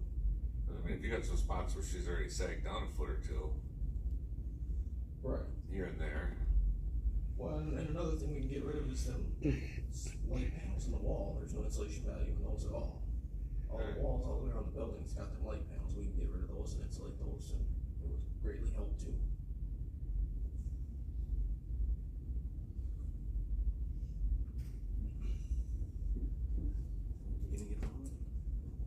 That's gonna add another 50 before it's done.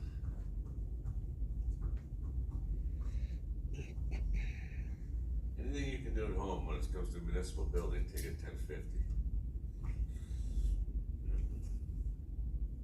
That might be a little strong, but I'd be like 1020.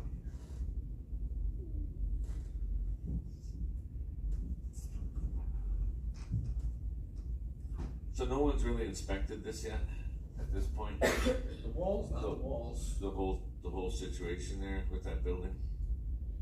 it's inspected, I mean, we know we got a roof leaking. yeah. I guess where I'm going with this is, we're gonna spend 300,000 on the roof. Is that all we need to spend on this building? And think it's gonna last 20 years? Probably not. Or is next year we're gonna be going, oops, well, the insulation's bad in the walls, we gotta fix these skylights, we gotta do this, we gotta do that, and then pretty soon, that just went to another 500,000. Right. Not that I wanna spend more money, I just don't, I wanna see everything that's in front of me. Right.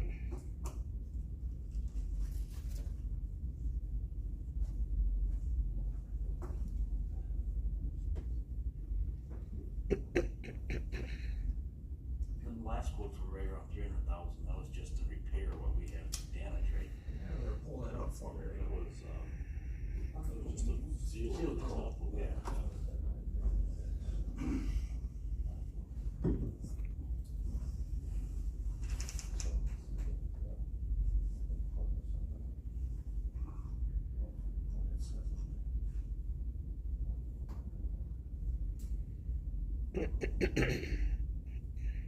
This one is, Okay.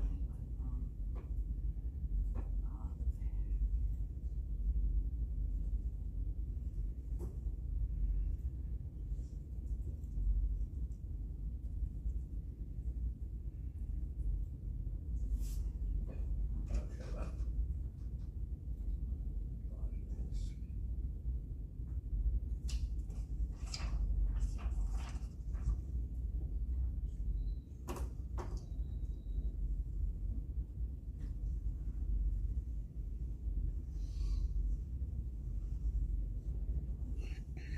But if it's leaking, we gotta get it repaired, right? We gotta at least get it repaired. I would agree. And I'm wondering if that's all we should do with it for right now, until we decide what we're gonna do. Some of them quotes were pretty high to just repair it, wasn't it, Justin? What's that? Some of them quotes were pretty high just to repair it. Repair the shop, Yeah. building, it was about 300. No, I thought that was to replace the roof. Was the- Oh, yeah, to replace it, 300. We didn't, we got that one for that silicone seal, that was, I think, a little over 100,000 for them, the silicone seal, and repair a couple spots, and then put their solution on there too. But you haven't had anyone out to look at what's going on with the water leaking and give us an estimate on repair? Or was there someone in there to do that? The guy that came for the roof replacement, he said he could patch some spots, he didn't give me a price for that, we would get a price for patching the bad spots. And the other one was just for the silicone seal. But the one, the one who did the rubber roofing, he priced it as the whole roof, he didn't price just patching. But he said he could patch some if we needed, we need that. But I didn't get a price on that.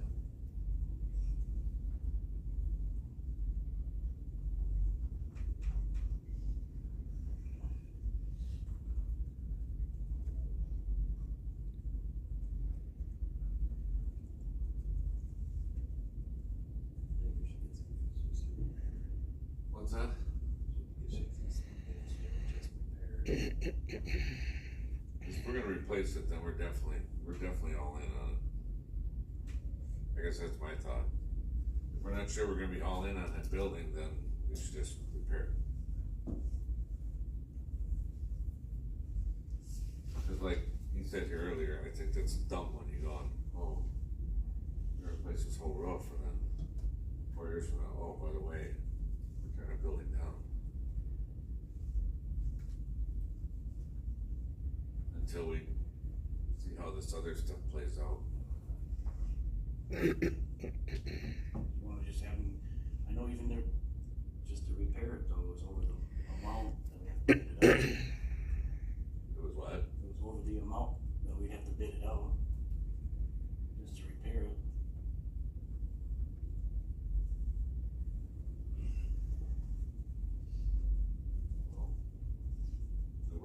too.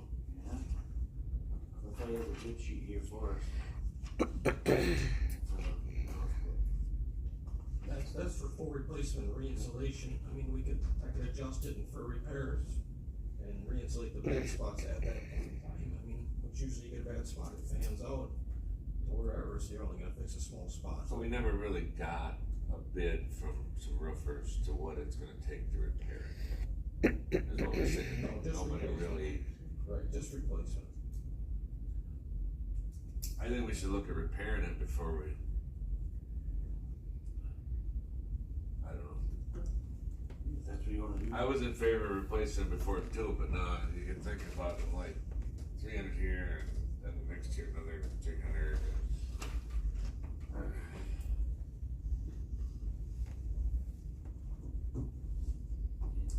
Do you wanna have Justin get bids out to repair shop walls? Only 5 here. We're good today. We gotta do something with it. Yeah, let's just keep kicking it down the road. Probably have a better chance of getting it repaired before winter than anything. I just hate the idea of throwing a Band-Aid on it now. We don't know where the money's coming from. Right. Yeah. That's the other problem. I'll second the motion to, maybe I'll second it to Justin send out bids to repair the bad spots. Okay. Any more discussion on it? Made the motion, right, John? Sure. Sure, yes, I made that motion, Jerry. Okay. I'll second it. Any more discussion on it? Hearing? So, as far as rewriting this for repairs, can I send it to Ashley so she can okay it, or do you want me to, how do you? It's fine with having Ashley. Okay, are you guys? Yeah. Put it out for bids, let's see what happens. All in favor, say aye. Aye. Always carried. But then we do have, the next one, we wanna do the same with the patrol shed then? Just do a repair on it?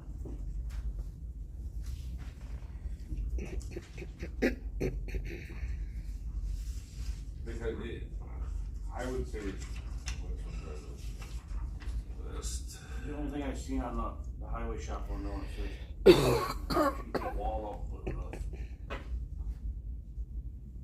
replace it, and re-insulate fiberglass wall panels. Okay? Well, then the fiberglass wall panels that are leaking into the shop. Oh, okay. Yeah, so I mean. Yeah, anything We're doing that- repairing, we should. Repairing anything as that's well. leaking into the shop. Right. Now we have the patrol shed. You know, What's the bid on it for steel? steel rod.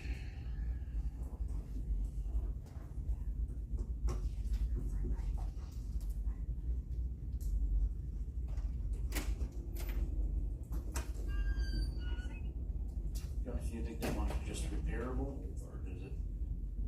Well, the issue is the washers on the screws have failed and now it's rusting in the spots. I mean, we could probably throw new screws and hope it won't leak again.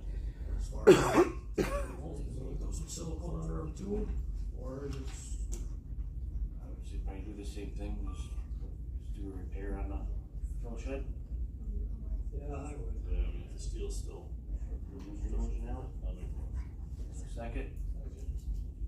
Second. Any more discussion on the patrol shed then? Advertise for bid for repair. All in favor, say aye. Aye. Opposed, carries. Next, we have a building update.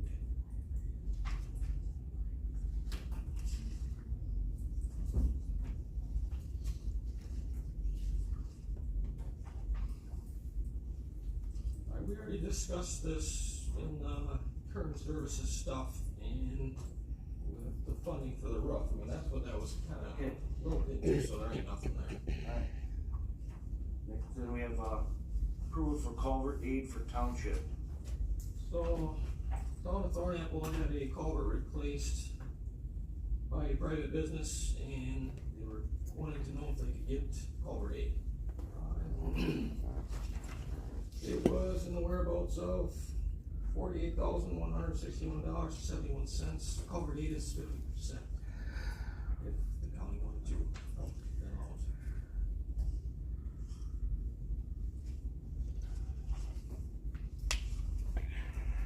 We didn't do no other culvert needs this year, right? Yes, we have, This year we did? yes. But this, if I remember right, these were always pre-approved. Yes, so I can read you from the state statutes on that. In emergency situations, whenever the construction or repair of any bridge or culvert must be made without delay, the town board may file its petition with the county clerk and the county highway committee explaining the necessity for immediate construction or repairs. It shall then be the duty of the town board and the county highway committee to construct or repair the bridge or culvert as soon as practicable. The construction or repair of a bridge or culvert undertaken pursuant to this subsection shall entitle the town to the same county aid that the town would have been entitled to had it filed its petition with the county board as provided in subsection 1. So, you know, there's a section in here for emergency. However, I read it as like they should have come to us beforehand before repairing it, but we decided we'd bring it to you guys to make that decision whether you want to award them the aid. We have done 2 culvert aids, town of Dewey and town of Marshall. Both of them are, Marshall is complete, Dewey, we just have the patch to do. I think we did the patch, I just don't have the numbers on that. From what we budgeted, I believe we're under budget from, you know, for both of those projects, and probably have about $14,000 left of that culvert aid that we budgeted for. And the additional, I think we can still cover within our budget. We have some, that's in our bridge and culvert aid budget, and we have some carry forward from our bridges that I think we could use for that.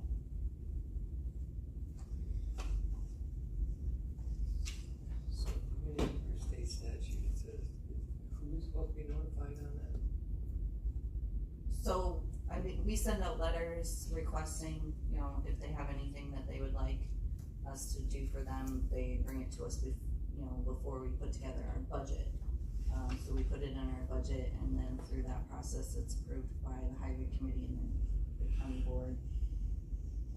Right, but this was an emergency one, so don't they notify some people before they do it? Or Yes, they should have filed with the clerk and the highway committee. And neither one was done. So they want half of 48,000? So now they want us to pay for half based on the fact of, oh, here it is. And they couldn't even follow through on their own paperwork.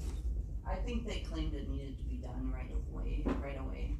It's a phone call, it takes 2 seconds to call the clerk or whoever's in charge. So I call BS on that. You only have how much in the culvert left budgeted? About 14,000. So you're looking at another 10,000 on top of that. Half of it is. $24,080.85. Was this a major, where was this supposed to start us from?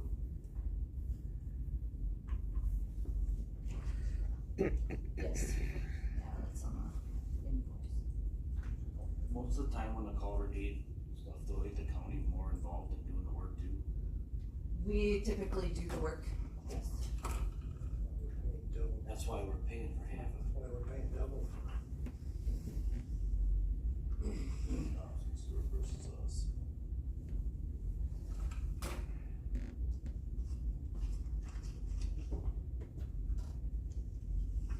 So in the past, you said, I guess I don't remember one of these coming through here yet, I do. since I've been Well, on here. we approve and budget, we budget. We never really hear about the projects, cause all the townships know that they're getting this is what, 5-foot culvert and bigger, ain't it? And then like a bridge, remember that bridge thing, right?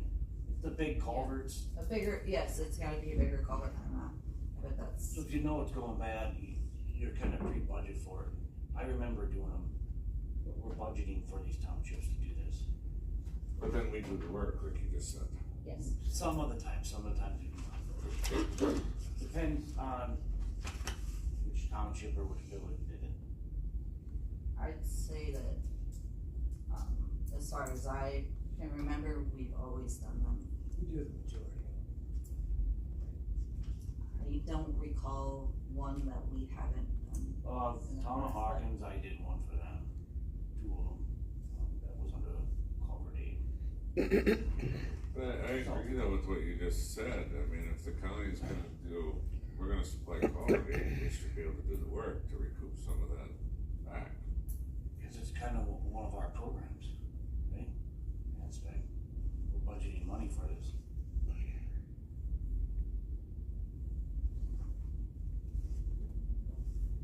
Was it a major, that wasn't like a washout one or nothing? We just put you in information on those washed out or not, just, they stopped in with the bill. We just got the bill, Jerry. Yeah. That's all we get. We were hoping that, they would be here at the meeting to provide more information.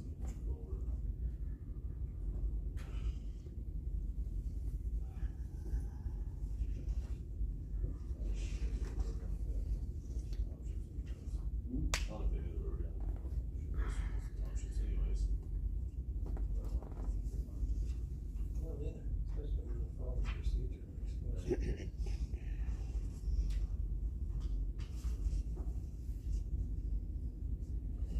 What do you guys think? I'm not supporting You not support it?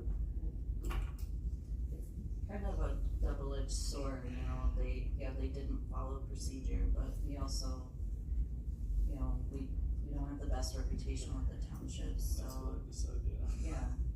It, So it lies on us again as the bad people, because now if we don't give them what they want, they're gonna cry, and then we're gonna be, you know, the victim. This is such mess. Politics. No, it's not politics, this is just being honest, that because we're okay now, and now they want us to pay the whole damn bill. Or half, whatever. Well, the culvert itself was 19,169.60.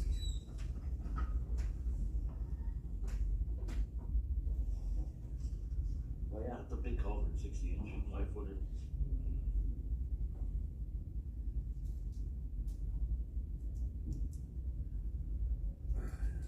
Have you ever had one like Everybody's this? aware of our culvert program, cause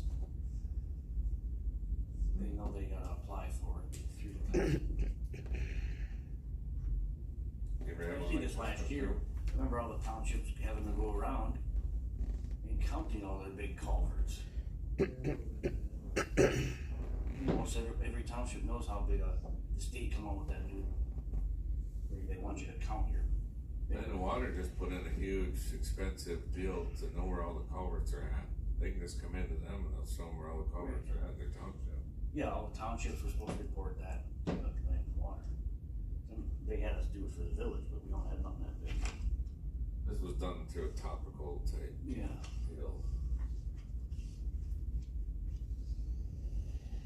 Does anybody wanna make the motion to deny it, the culvert deed?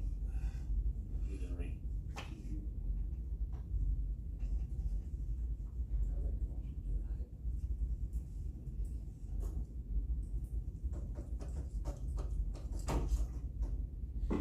Second?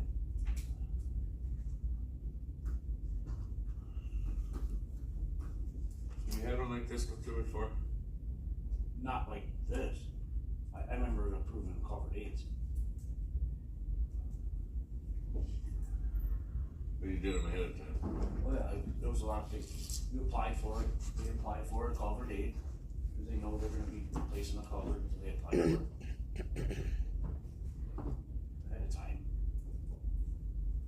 That's why we budget for it for a year late, you know, the next year, so we know how much we have in our culvert aid for these townships. And again, I'd have no problem with going the other way with it. But we had proper procedure and protocol in place for a reason. The time to call Thompson's.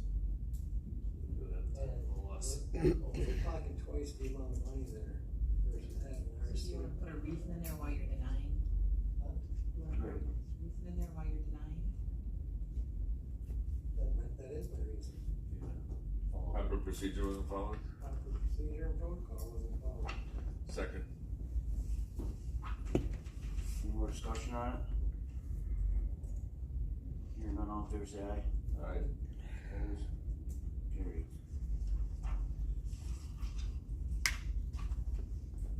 So Justin, you call and give him the bad news? I have to. Highway worker 1 and 2 classification and wages. Yeah, so, you guys had requested, so last month we had talked about if we were combining those highway worker 1 and 2s instead of having the 2 positions. Currently as it stands now, we have our highway worker 1 position, and then after 3 years, and we did check that it is 3 years, so after 3 years, they move up into that highway worker 2 position. Since we implemented Carlson Detman, that wage study, we have not had anybody move up, but in looking at the past practices, that they had gotten $1 increase when they moved up to a 2. And again, the only difference between the 1 and the 2 is that they have 3 years, that they've been at the highway department for 3 years. There's no other duties added, there's nothing else. It's simply been here for 3 years, you move up to 2. So if we kept it the same, what we would do is we would give them an increase that gave them at least, place them on the step that gave them at least $1 increase. But we had talked about getting away from our highway worker 1s, making everybody a highway worker 2, and then when we hired our new staff, they would all be at a highway worker 2 position.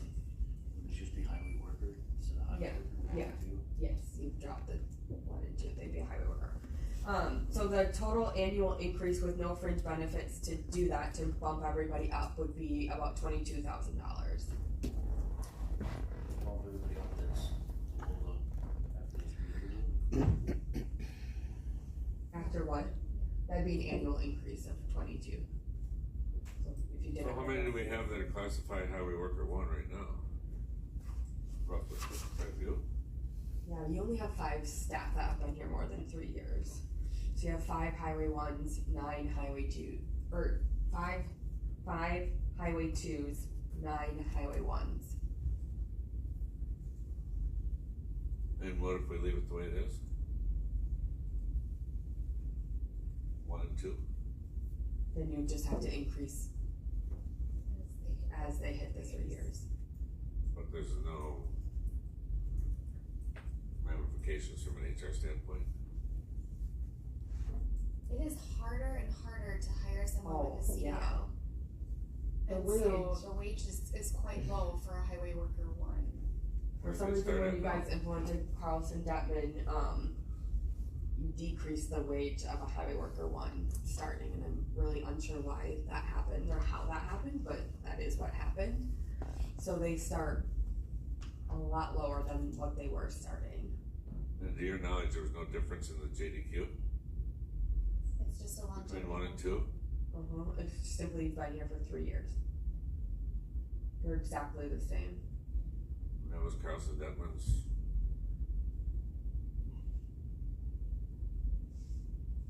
Which is really strange, because if you wanna argue, we could have sent in JDQs for every position, that, changing that. I'm trying to figure out how they justified the difference. I think they weighed it, obviously I wasn't here for that wage study, but I Right. think they, did they weigh that quite significantly? I know you really weren't. You I came in at the very tail as well. I end, know that so. would have been an Andy thing. Andy was on it at the beginning, most of it. And so I don't know if it's also something that they talked crossing that. Actually, I think our previous commissioner handled that with those descriptions. Well, the only reason why I'm thinking, an educated guess at of the time, mine, yeah. is that they must have had side conversations, because some of the JDQs that I've updated since then, like our social worker, where we were only changing the education, they did really say like, there's, when the only difference is education, you have to be careful. So it is a little strange they did this, so I'm wondering if we had asked for it. So you're just looking to eliminate the highway worker 1 and 2, just go highway worker.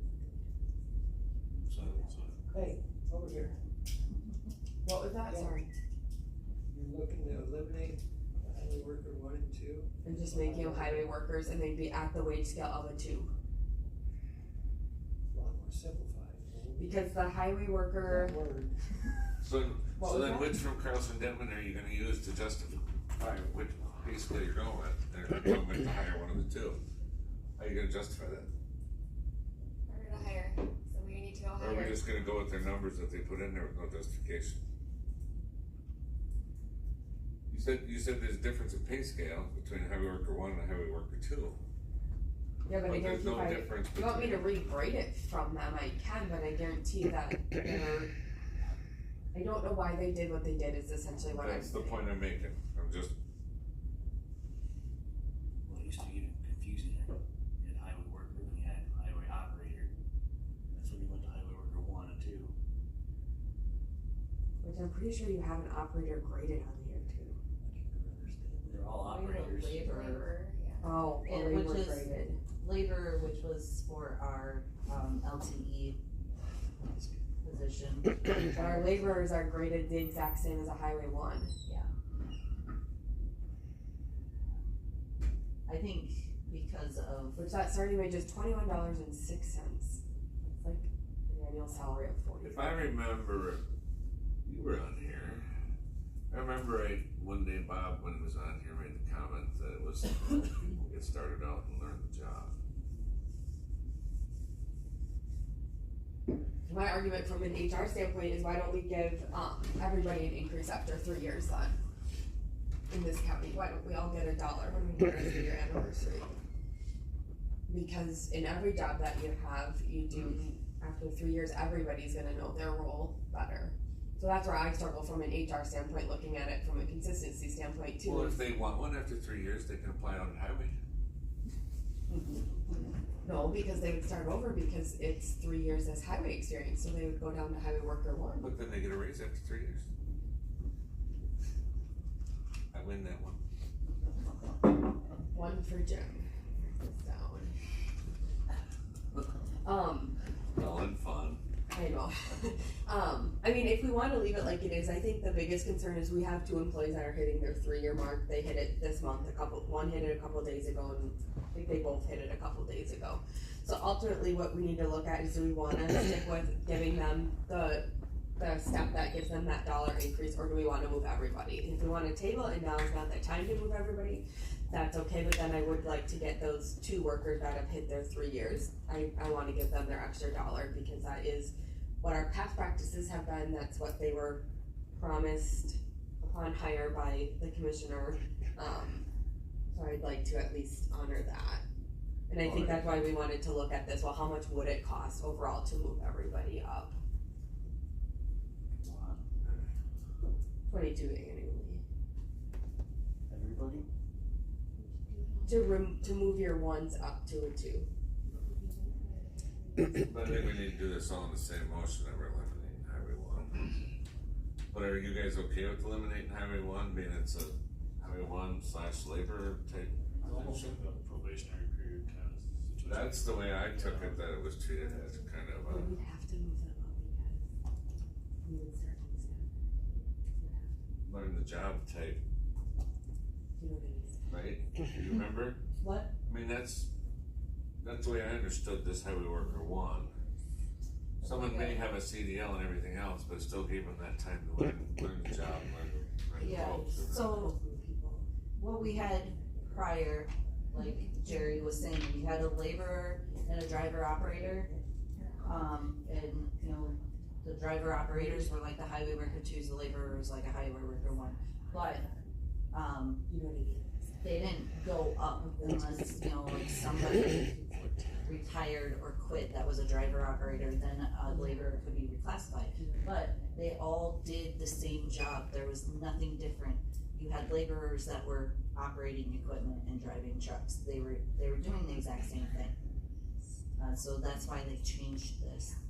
I think, yeah, as a probationary period, you know, we do have the CDL thing that's in there too, that they have to acquire a CDL within a year of starting, that's in there as well.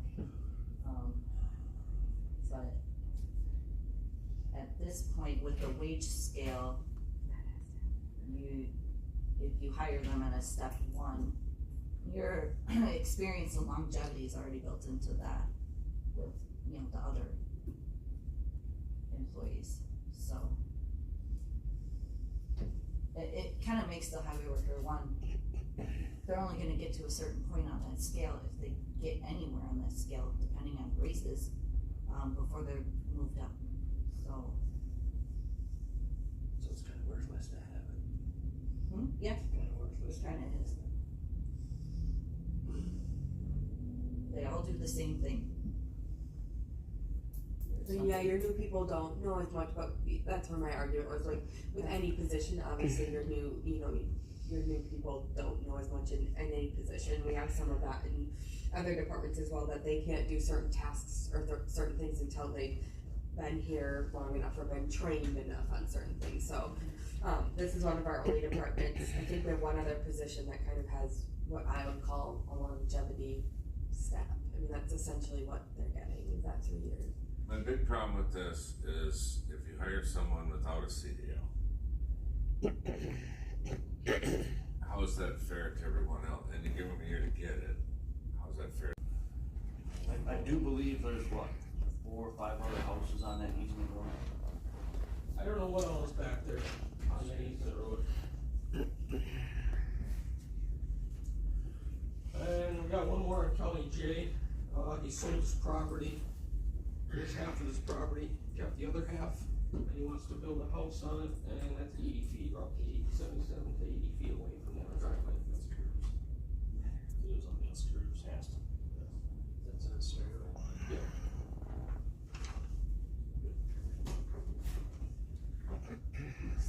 Sorry, So, he owned this? He owned that, correct, he sold that, and kept the, they divided the property line, he's gonna build a house now, on this side.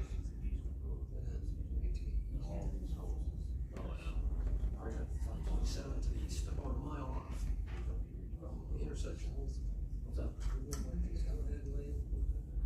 Rocco. Yeah. What was the name of the first one? Enos, starts with an H. Enos, H-Y-N-E-S. Yes. Alright.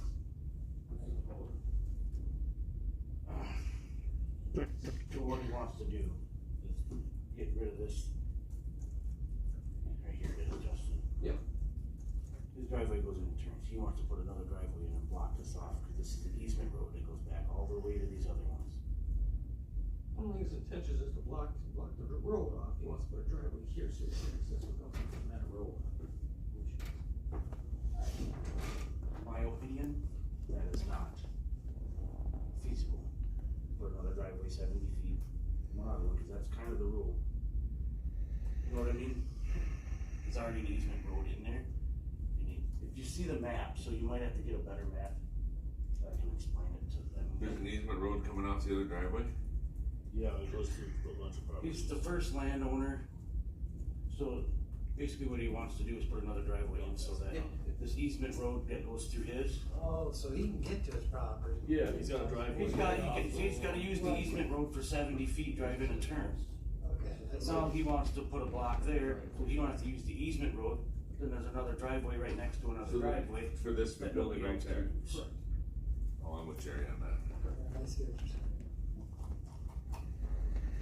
This is where he wants to build his driveway, this is the road he's gotta use. It's the first house, and he wants another new driveway to it, within 70 feet of another driveway. I see what you're saying. But if you look way back, there's like 6 or 7 houses back in there, but everybody uses that first entrance driveway. Sold this property. Built another house. And how far away from that one is it? I don't agree with either one of them.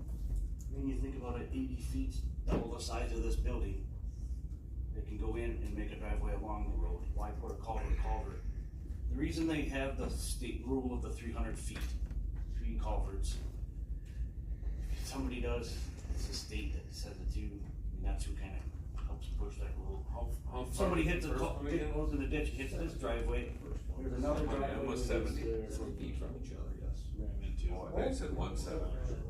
This is the rule of thumb that we go by, that I brought it for you guys here, so this needs to be approved by you guys, within 300 feet, you guys have to make a decision on it. The only one that I ever really remembered, we approved 2 or 3, but one of them was for a construction company, and with the second driveway coming in was better to keep the semis and the bigger equipment from blocking the road.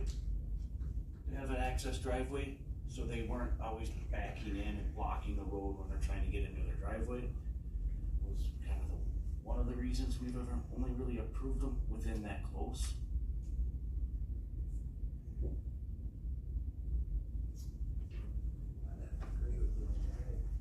You really don't wanna see a driveway, you know, every 70 feet down the road.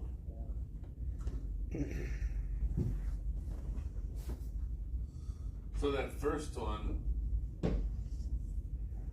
mean, does he have more area there to put it down farther away from that first driveway? The map.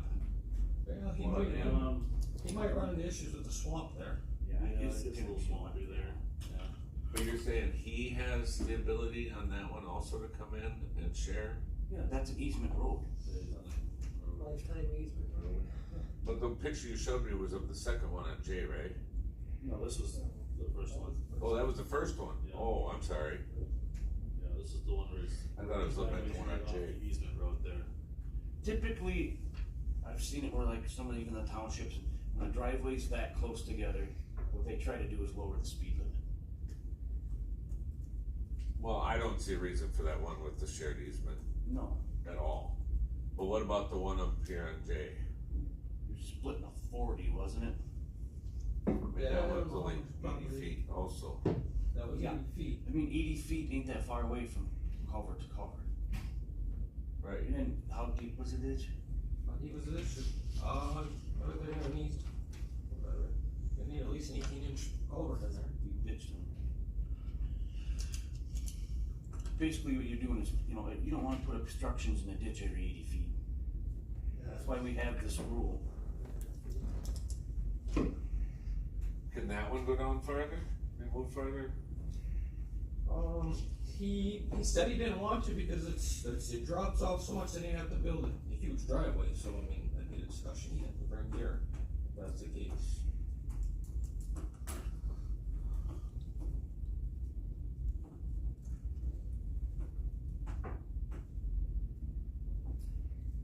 The first one I would definitely say not approved, cause they have Okay. a legal easement to get into their property already. Yep.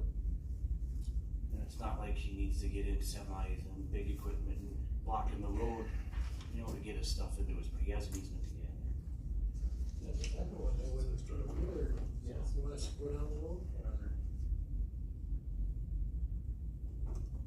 The second one, even 80 feet, I mean, it's not that far.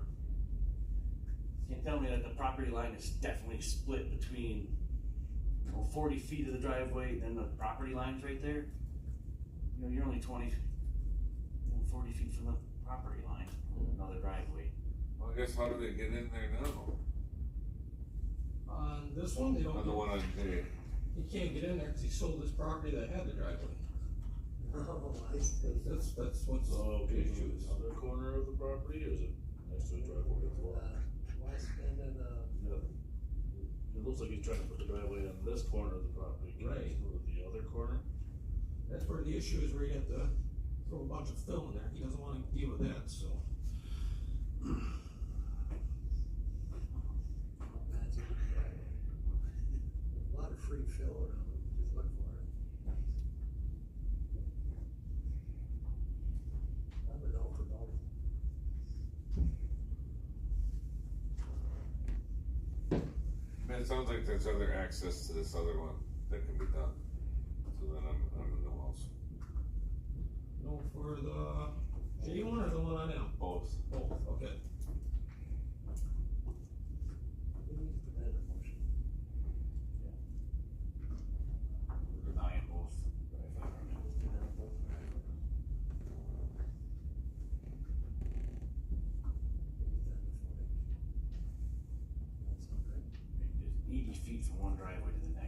ain't that far. This building here's probably 60 feet.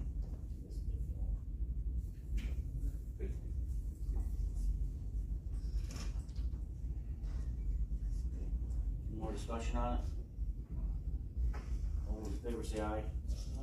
Any opposed? John and Alex seconded it, that's what John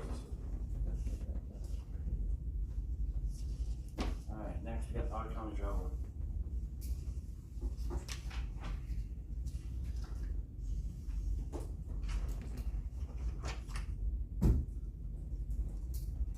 I don't have nothing right now.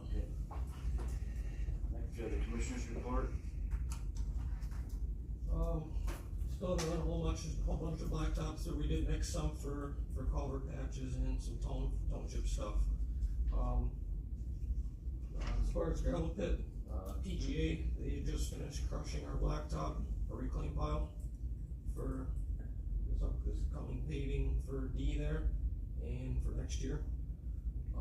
Good question on your paving. Yeah. You did a bunch of paving on culverts, you said? We didn't do a whole lot of paving. It's just enough for patches. Did you guys finish the one up on J then? Yes. Thursday. I got 3 calls on that one up there. The one that had half the strip or the other one? The one that had half the strip of pavement or the other side? But that's the one you did, right? It was already paved half side? Yes, yeah, they have that one taken care of. I got asked about that on Monday. Last Monday.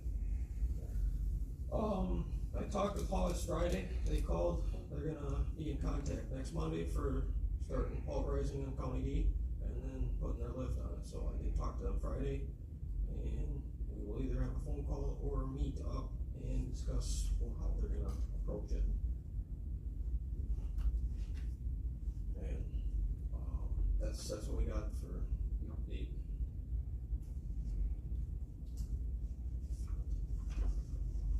Did you report then? Yes.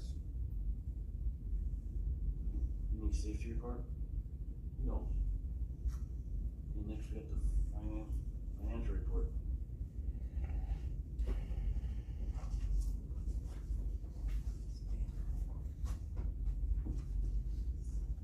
Okay, we discussed, equipment fund balance as of 7/31. Our blacktop plant fund balance as of 7/31, we did, make a little bit there, not a lot, but in July, we had a little bit of additional repairs on the plant, not much. And, our projects are updated as of August.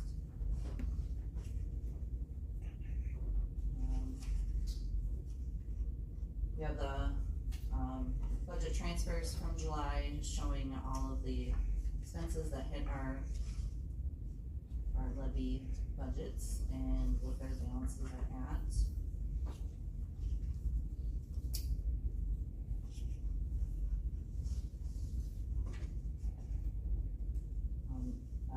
Accounts receivables, look pretty good.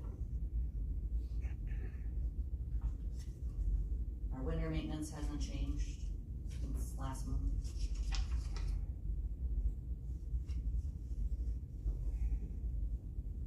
Are there any questions on any of the reports? What do we do to the highway, what do we do to the asphalt plant now to fix? I'm not sure what it was. It was, What, one second.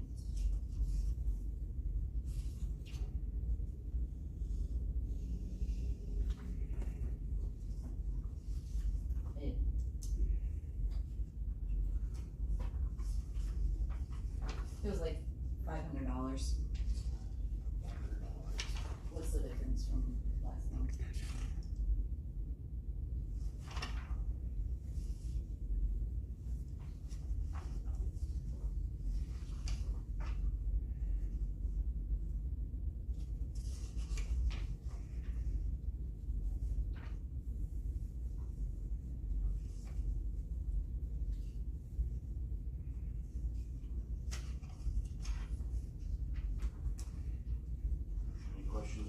financial report.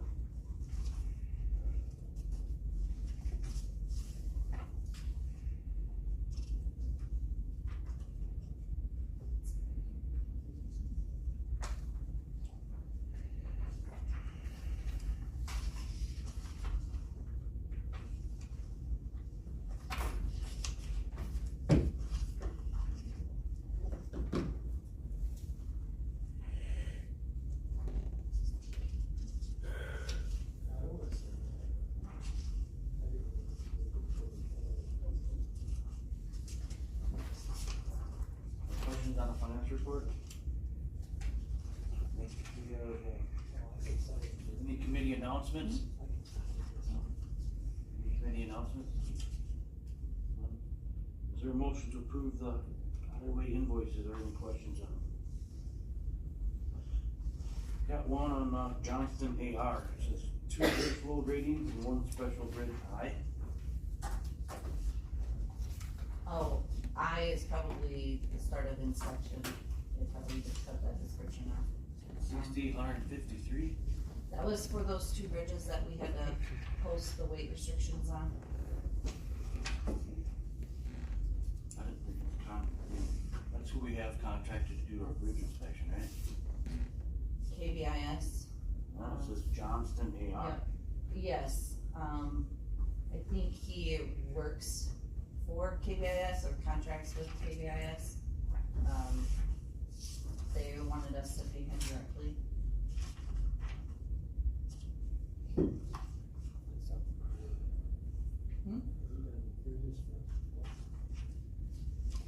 I thought it was only, this is only 2 bridge inspections.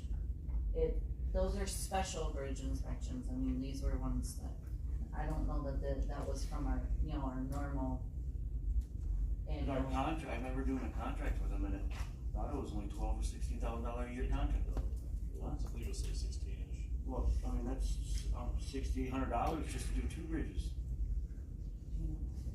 I think these ones were phenomenal.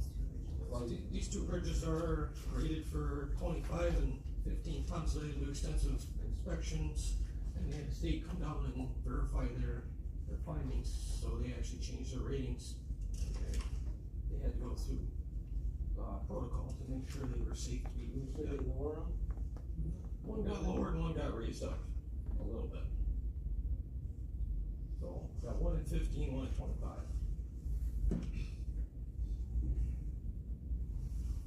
It just seems expensive. I remember doing the contract for I think half this, the contract. I think this is about beyond that contract. 250 some Long line of bridges. work, Jerry. 250 some bridges.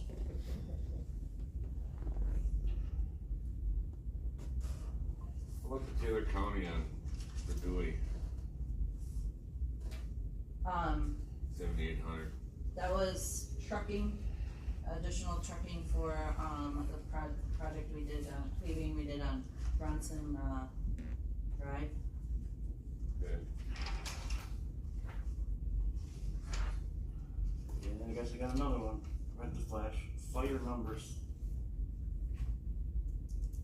Shouldn't that be a land and water issue? That one, We shouldn't be paying for fire numbers, No, that he should go, shouldn't. What's his name? He takes that should care. be taken through land and water. Yeah, that's up there. That's not- So if they're on our invoices, give me a second, I gotta, okay, yeah. I mean, not a lot, but I think they're diving everybody's gotta cut their budget. it now. Yeah, I know.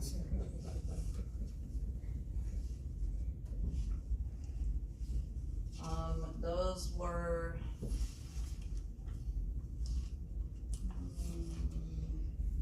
I'm guessing town of Hawkins, it says village of and then town of Hawkins, but my guess is maybe town of Hawkins. So we got reimbursed for them. This was before I went back out there, they weren't, it doesn't look to me like they were charged to the town. I don't know anything about that. Well, it's the same thing that come down with that sign for that blinking light that we paid for that another department wanted. $12,000. Yeah. Exact. Oh, for the railroad crossing. Yeah, that we paid for, and then it was supposed to, it was another department's Sheriff. request. Come out of our budget, and they wanted it. So I could look into that one. Okay. Which one? The Well, flashing light? I think that one's taken care That of. one's already done. That one's taken care of.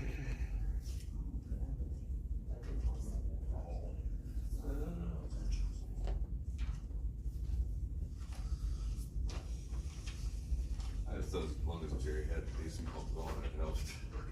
They're a little on fire. I'm pretty sure, I don't know, you might have to look into that too, and that's a while back. The sign, the blinking light signs, the railroad signs over by Bruce, The ones for the railroad track crossing. look into that to make sure that that got reimbursed through the highway shop. That was a request from another department. I don't think we ever approved it. Huh? We never approved it, it just went in and they decided, we were gonna pay for it. Did the state was involved with that too though? No, You sure? cause I remember hearing about it in property, It wasn't all a of a sudden I seen it on requirement. our bills that we paid for. No. It wasn't required, they just No. decided to do it. Yeah, it wasn't required. No, they did a study on that. That's why that light's there, ask Jeff, they'll tell you. They did a study and said it would help, but I it's, know, apparently nobody knows when you're sitting on railroad tracks and the train's coming, you should get off. but this, you know, that's something. Is that's the one that's solar powered? Yeah, solar powered blinking lights that was requested from another department, but since it's on the highway, highway had to do it, Yeah, and then it's on our invoices that we paid for the whole thing, come out of our maintenance budget. Whoa. On top of it was on state road. yeah, But it but was it's still paid railroad, for but it, it's so railroad related, so. But if it would have been required by the state, it wasn't required, it was. right, that's, if it would have been, then, yeah, I know, the state. we got snookered. Well, we shouldn't have though. I argued this point. Any more questions on the bills? Motion to approve? Alex, second, all in favor, say aye. Opposed? Carried. Next, we have set next meeting date. I'm gone.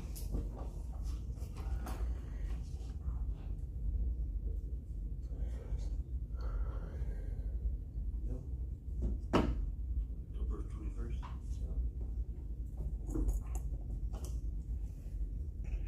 Is there anything else? I'll entertain a motion to adjourn. Second, all in favor, say aye.